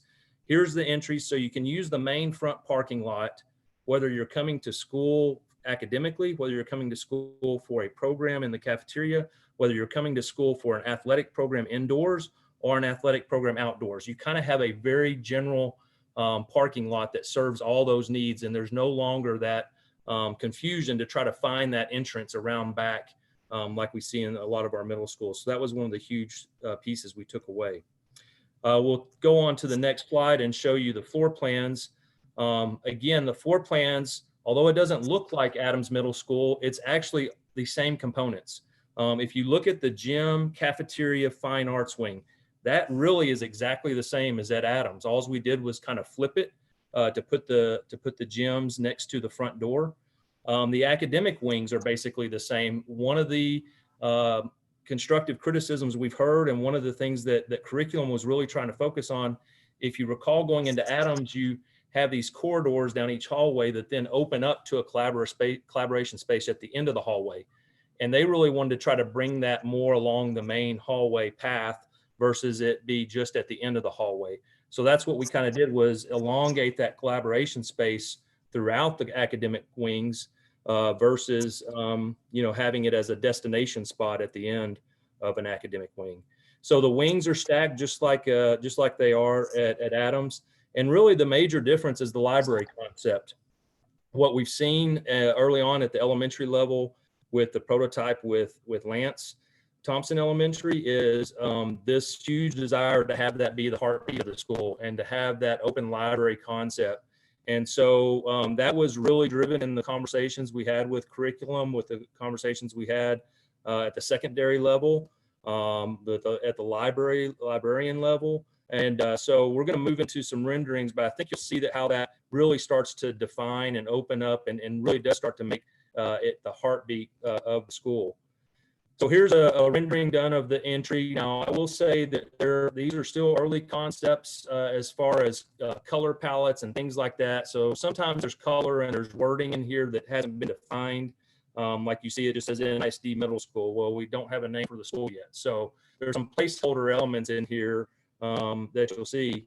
But as we move to another view of the front door, you'll kind of see how the entry is. And there you see, again, that Middle School 7 highlighted on that little wall approaching. Again, that doesn't necessarily mean that's what it's going to say there. But I like this shot because you can actually see right into the gyms there. So you can see what we're talking about with that front entry approach. We've made the design where we can actually lock down the rest of the building. You can use the front door, have access into the entry or into the gymnasiums. All 3 gyms have restrooms in there, and really be able to control access into the rest of the building, but also have that definitive entry point for visitors and teams coming there to compete. As we move inside, we move to the courtyard. So the back courtyard, we know that our kids really enjoy those outdoor spaces and being able to learn. Of course, one of my critiques is it's difficult to have courtyards that are enclosed. We made a change at the last minute on Adams Middle School to provide that gated canopy walkway on one side to keep it more open.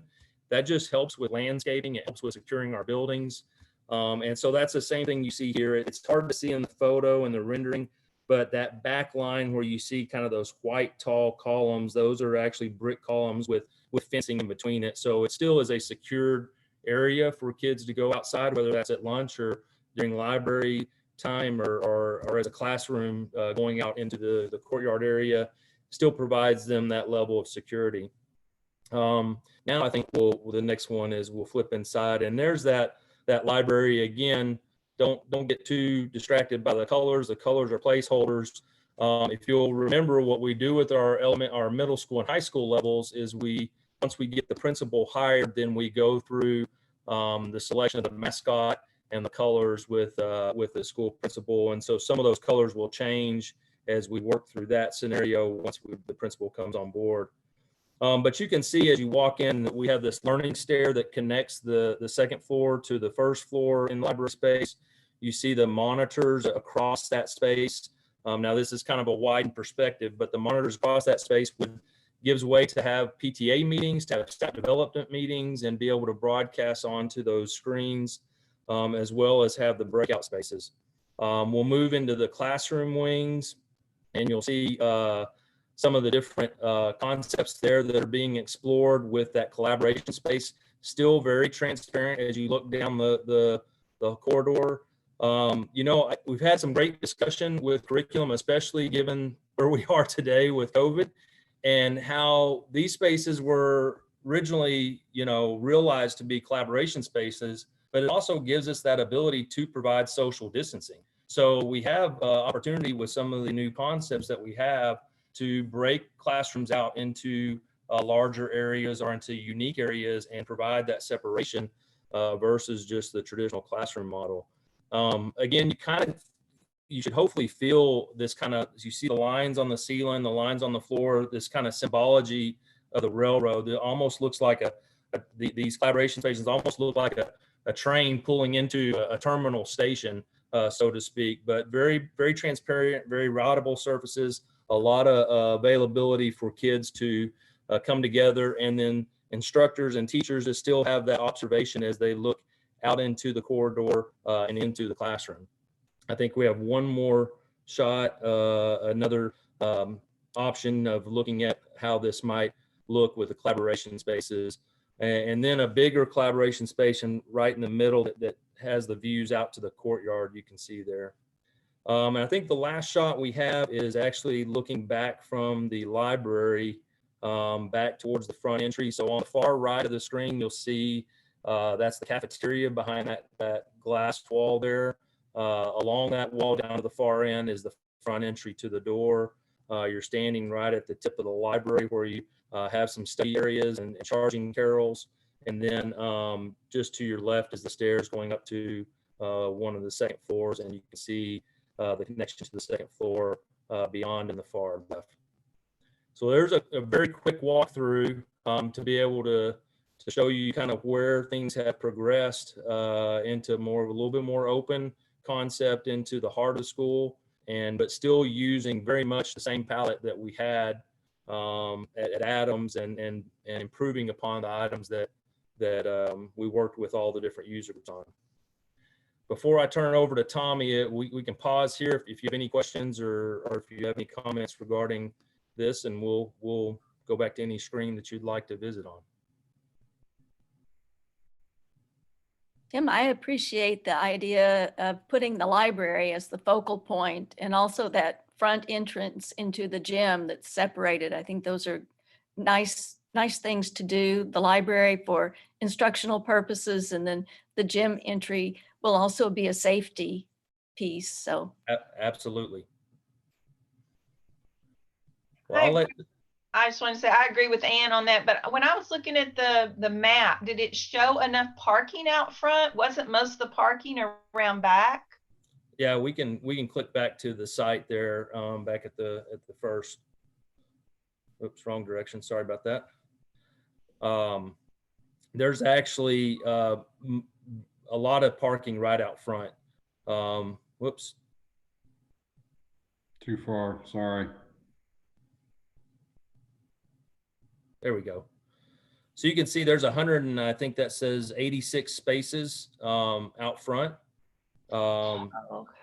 And so that's a lot of parking that we've never had in the front of our middle schools before. Okay. I'm sorry. I was thinking where 5 was the entrance. But yeah. 1 is. Yeah, 5's the service entrance for the cafeteria. So trash and food goods come in there. 1 and 2 are the main entry and athletic entry. 3 would be a secondary entry. That would be where potentially buses could pick up around back there, coming out of the cafeteria. And then 4 is a third entry point for staff mostly. I mean, that'd be most of that would be staff parking. Okay, sorry, I was looking at it wrong. No worries. It looks great. Thank you. Well, we'll let Tommy go on. I just want to say that thank you to Glenn Partners, and Patrick Glenn has been leading the effort on these conversations with his team. And so I think they're watching on the YouTube channel. So just thank you to them and their guidance and as they've helped us go through those conversations of how we could improve upon Adams. So thank you. Thanks, Tim. Good evening, board. Here's the construction update. So here is a list of all the projects that we've got currently going on this summer. We'll have photos of all but the NHS PAC. There really has not been any change other than the addition of the missing acoustical panels in the back wall that I showed you last time. So there will not be any images for Northwest High School PAC in this presentation. But here's the addition going on at Byron right now. You can see between the original rendering and what we're seeing now, we're getting really close to being complete. The blue metal panels that help define the entry into the bistro have all been complete at this point. The paving's out front. And so now we're working on some landscaping. This project is really coming along nicely. Very excited about it. There's an aerial shot showing how really beautiful the courtyard is. Really excited about how this has progressed over the last few months. Here's an interior shot showing you one of the main circulation corridors and the availability to look into some of the CTE classrooms from this area to allow the students to really see what's going on inside one of these classrooms. Here's an interior shot of one of those. So a lot of great natural light that looks out from both sides of the addition. Here's an shot of the bistro. You can see that large wooden element that's above that worker who's working on the polishing the concrete floor.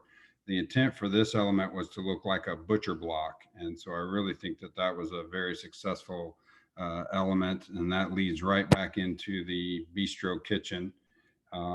Here's a shot of the main rotunda on the left. It's going to be a really neat dynamic space. They're starting to put some of the graphics were being installed last week. So look forward to showing you some finished shots of that on the next report. And then the shot on the right, which is a great shot of that ladder. I really wish I would have moved that before I took this picture. But this shows the renovation that's going on in the reception area. So underneath all that cardboard behind the ladder is the new reception area into Byron Nelson High School. So that area should be completed by the time we get back from our 4th of July break, and will allow administration to start moving in a little bit earlier there. So the rendering of Eaton High School, you can see the majority of the steel frame is up at this point. They poured the 3rd floor concrete floor deck last week, at the end of last week, and the roof above the 3rd floor has now been installed as well. So starting to make some really good progress out here at Eaton, still probably a week or two behind, but now that we are up out of the ground and they're going to start doing some of the exterior wall framing, our contractor BTC Construction is pretty confident they're going to be able to make up some good time. So no real issues here. The Aquatic Center, pleased to say that our pool technician started his first day today. So I was able to walk him through this facility. He comes to us from the Dallas YMCA, where he says he's going from a junked up Ford to a Maserati in the quality level of the facilities that he's going to work on. So his first day was rather impressive. So you can see the exterior of the building is really coming along nice. Where that blue lift in front of that is where all the blue panels are about to be installed. So once those are in, the front of this building is really going to start to pop. So you can see the lights are in the main pool area. So this area now is really becoming quite dramatic during the construction time, that you can really start to get a feel for how it's going to look. Here's a shot looking back the opposite way from the 2nd floor. You can see the guys up in the lift that are giving those large ducts a really good cleaning. So working from the top down, getting everything cleaned up and getting ready to install the main part of the competition pool. I think this next slide, yes, is the warm-up pool. So they are getting ready to pour the stairs and the bench into this pool in the next couple of days. So this one's really coming along nicely. And then here in the next week or so, they will pour the pool deck that goes around the warm-up pool. So really, really good progress being made there as well. Our newest elementary school, Hazlitt replacement. Here's a shot of what we showed you the last time. Here's where we are now, where you can see almost all the exterior finishes are installed. Even the green wall to the right there, that is starting to be covered up at this point, as this shot is a couple weeks old. So the interior is really coming along nicely. Here's a shot of the library, where the clouds and the trees are the main focus in this area. And this shot shows you on the right-hand side some of the original brick or block stone from the old Hazlitt wall that was out front of the original school has already started to be incorporated into what will be the front entry vestibule. So our contractor, in order to continue to get his mason moving along, has worked it out to where if we want to remove a stone or two from this wall to have some students, staff, the board sign it, we can do that and then incorporate that back into the wall, which I think would be a really neat feature. And then the middle school fine arts additions. All of these but Medlin will be complete by the time school starts in the fall. This one is at Chisholm Trail. The exterior is nearly complete, with main focus there on the interior now. This is Medlin, so this one wasn't scheduled to be complete until the end of this calendar year. So it'll be ready in January. So this is the fine arts edition, and then the classroom edition on this will be ready for school in 2021, 2022 timeframe. And Tidwell Fine Arts Edition, you can see from the right-hand side, which was an aerial view a couple weeks ago, to the left-hand side, which was just last week, how quickly they were able to get that exterior veneer on. And then the Wilson Fine Arts Edition, a few weeks behind, but they're should have all the brick veneer on this edition completed by the end of this week. And I believe that is it for my report, and I would be happy to answer any questions if there are any. Hey, Tommy, this is Steve. When you were showing the Byron edition, got a lot of positive oohs and ahs from the Bobcat sitting behind me. So looks good. Yeah, I'm really pleased with how that's turned out, Steve. So yeah, very excited about seeing. I walked the culinary staff through there last week. All they asked for were a couple of casters on some tables, and I said, "Man, if that's all I've got to do to make y'all happy, then we have done a good job." So they were very, very pleased. So. Yeah, look forward to hitting the culinary bistro when it opens up again. I'm going to mute as my 80-pound bulldog drinks water if there are no further questions. Okay, if there's not any more questions, we'll move on to the next report. Review summary of the 2019-20 District Improvement Plan. Dr. Warren? Okay, team, let me model how to share a screen for Brian Carter. So I'm going to share my screen for my presentation. Okay, so board, starting on page 478 in your packet, here is your yearly review of the district improvement plan from 1920. I'm going to let you go through here, and as we do every year, just if you can review this, and if you have questions about anything, I just wanted to show you just a couple of things for you to look at as you review this over the next couple of weeks. If you go to this very first one, just the way to read this, every part of the district improvement plan starts with the board adopted goals. You can see their goal. And then you can see that every goal that we have in the district corresponds with one of my performance objectives. So you will see we did a really good job of linking my performance objectives to the district goals to be able to do this. So you will see that, and then what it deals with, the evaluation sources that we use to track this throughout the year. But at the bottom where it says next year's recommendation, most of these you're actually going to see a continuance on there. And if you actually if you scroll down and you get into the actual description of the goal, you're going to see this blue arrow. That means basically we are continuing. We like the goal, we like the objective and the strategies. We just didn't get an opportunity to complete it. So you're going to see a lot of these that we're going to punt till next year, and we will still want to be able to do what we do because we think we had a really solid improvement plan. You're not going to see a lot of metrics at all coming to us, either from the district improvement plan or my evaluation that we're going to do next month or in August when we get back to our meetings in August. But I just wanted to make you aware of that. Now, Mrs. Scott, I did want to show y'all a couple of things specifically. When you're going through this, if you'll go down to page, I believe it is 498. 498. Okay, 498 starts goal 2, and that's about supporting our staff. And guys, if y'all have not taught me one thing, you really are very. It's very important for you that what we do with our staff, how we appreciate our staff.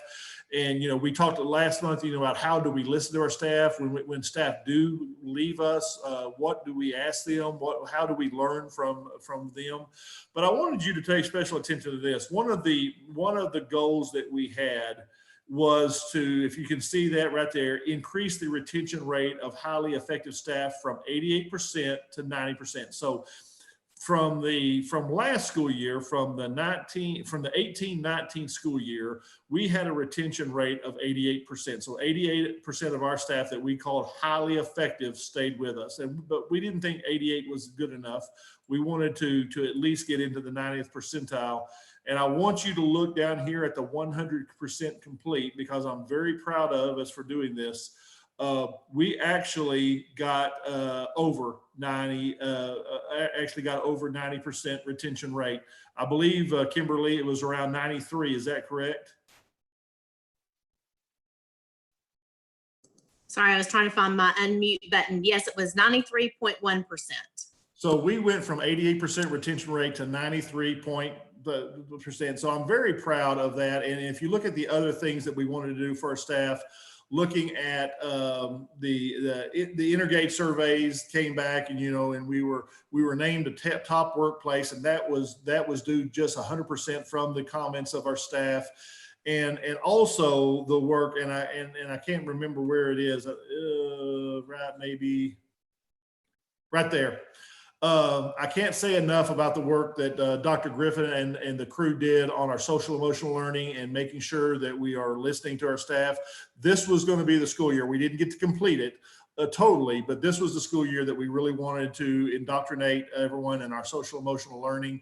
And I'm very proud of the fact, because we know, both from our staff standpoint and definitely from our kids standpoint, that we're going to need to pay attention to how our kids and how our staff are feeling as we get them back into our schools from this COVID challenge. So I just wanted to highlight those things for you. We are going to, if you'll take a look at this over the next several weeks, and if you have any questions about this, and then we're going to be bringing to you the recommendations for the 2021 district improvement plan very quickly into the new school year, to be able to set some really, really good goals and to mirror my performance objectives. So unless you have any questions, Mrs. Kopp, I'm done with that. Any questions? No? Okay. And we'll move on to board president report. A reminder that coming up in October, we have the TASB convention in Dallas. Don't know if it'll be in person or remotely, but that's the date for it, October 2nd through the 4th. And a reminder to please complete your required trainings. And if you're not sure if you've met all your requirements, please contact Jennifer to make sure that you have. And then we'll move to superintendent's report. Okay, just a couple of things, board. Number one is, remember that after tonight, we will not meet in July. We'll take a break.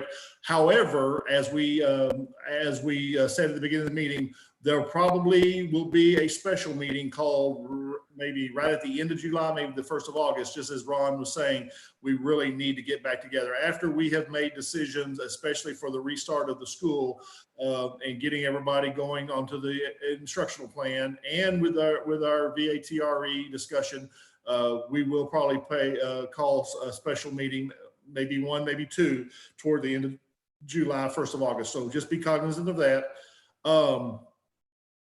Also, sometime within the course of this week, I am going to send you my evaluation form. It's time to do my evaluation. We'll meet. We've got 2 regular meetings in August. So the first meeting in August, we will look at my evaluation tool, make sure everybody understands it.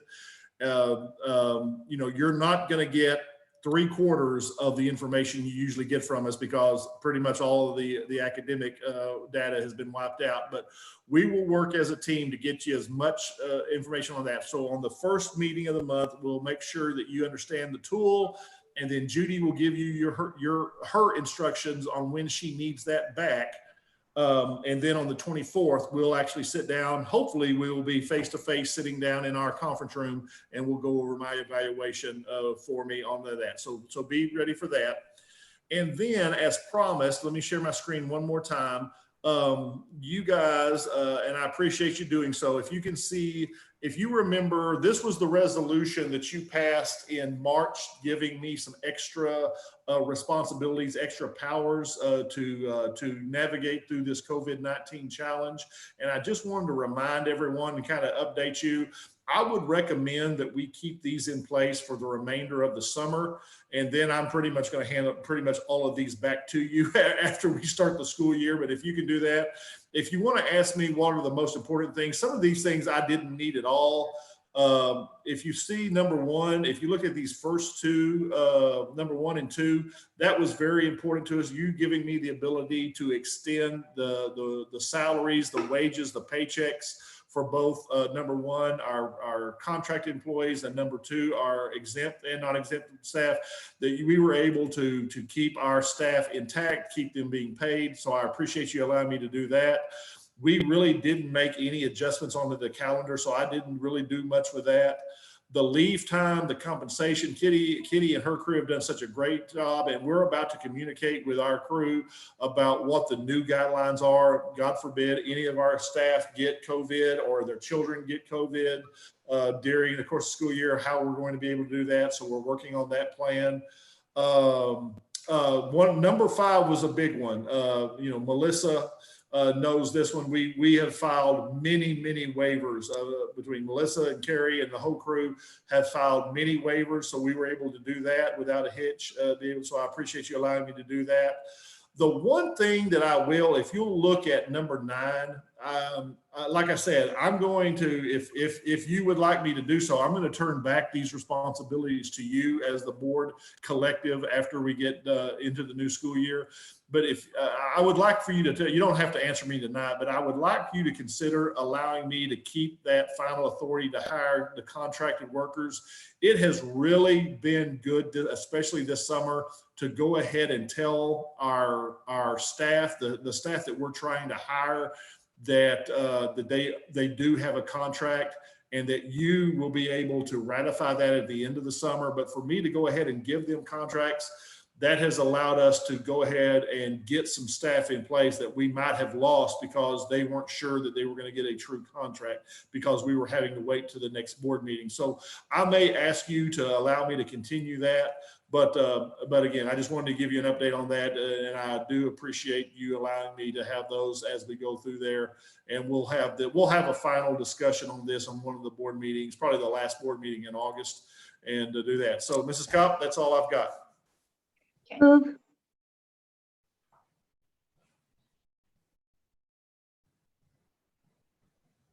Second. Okay.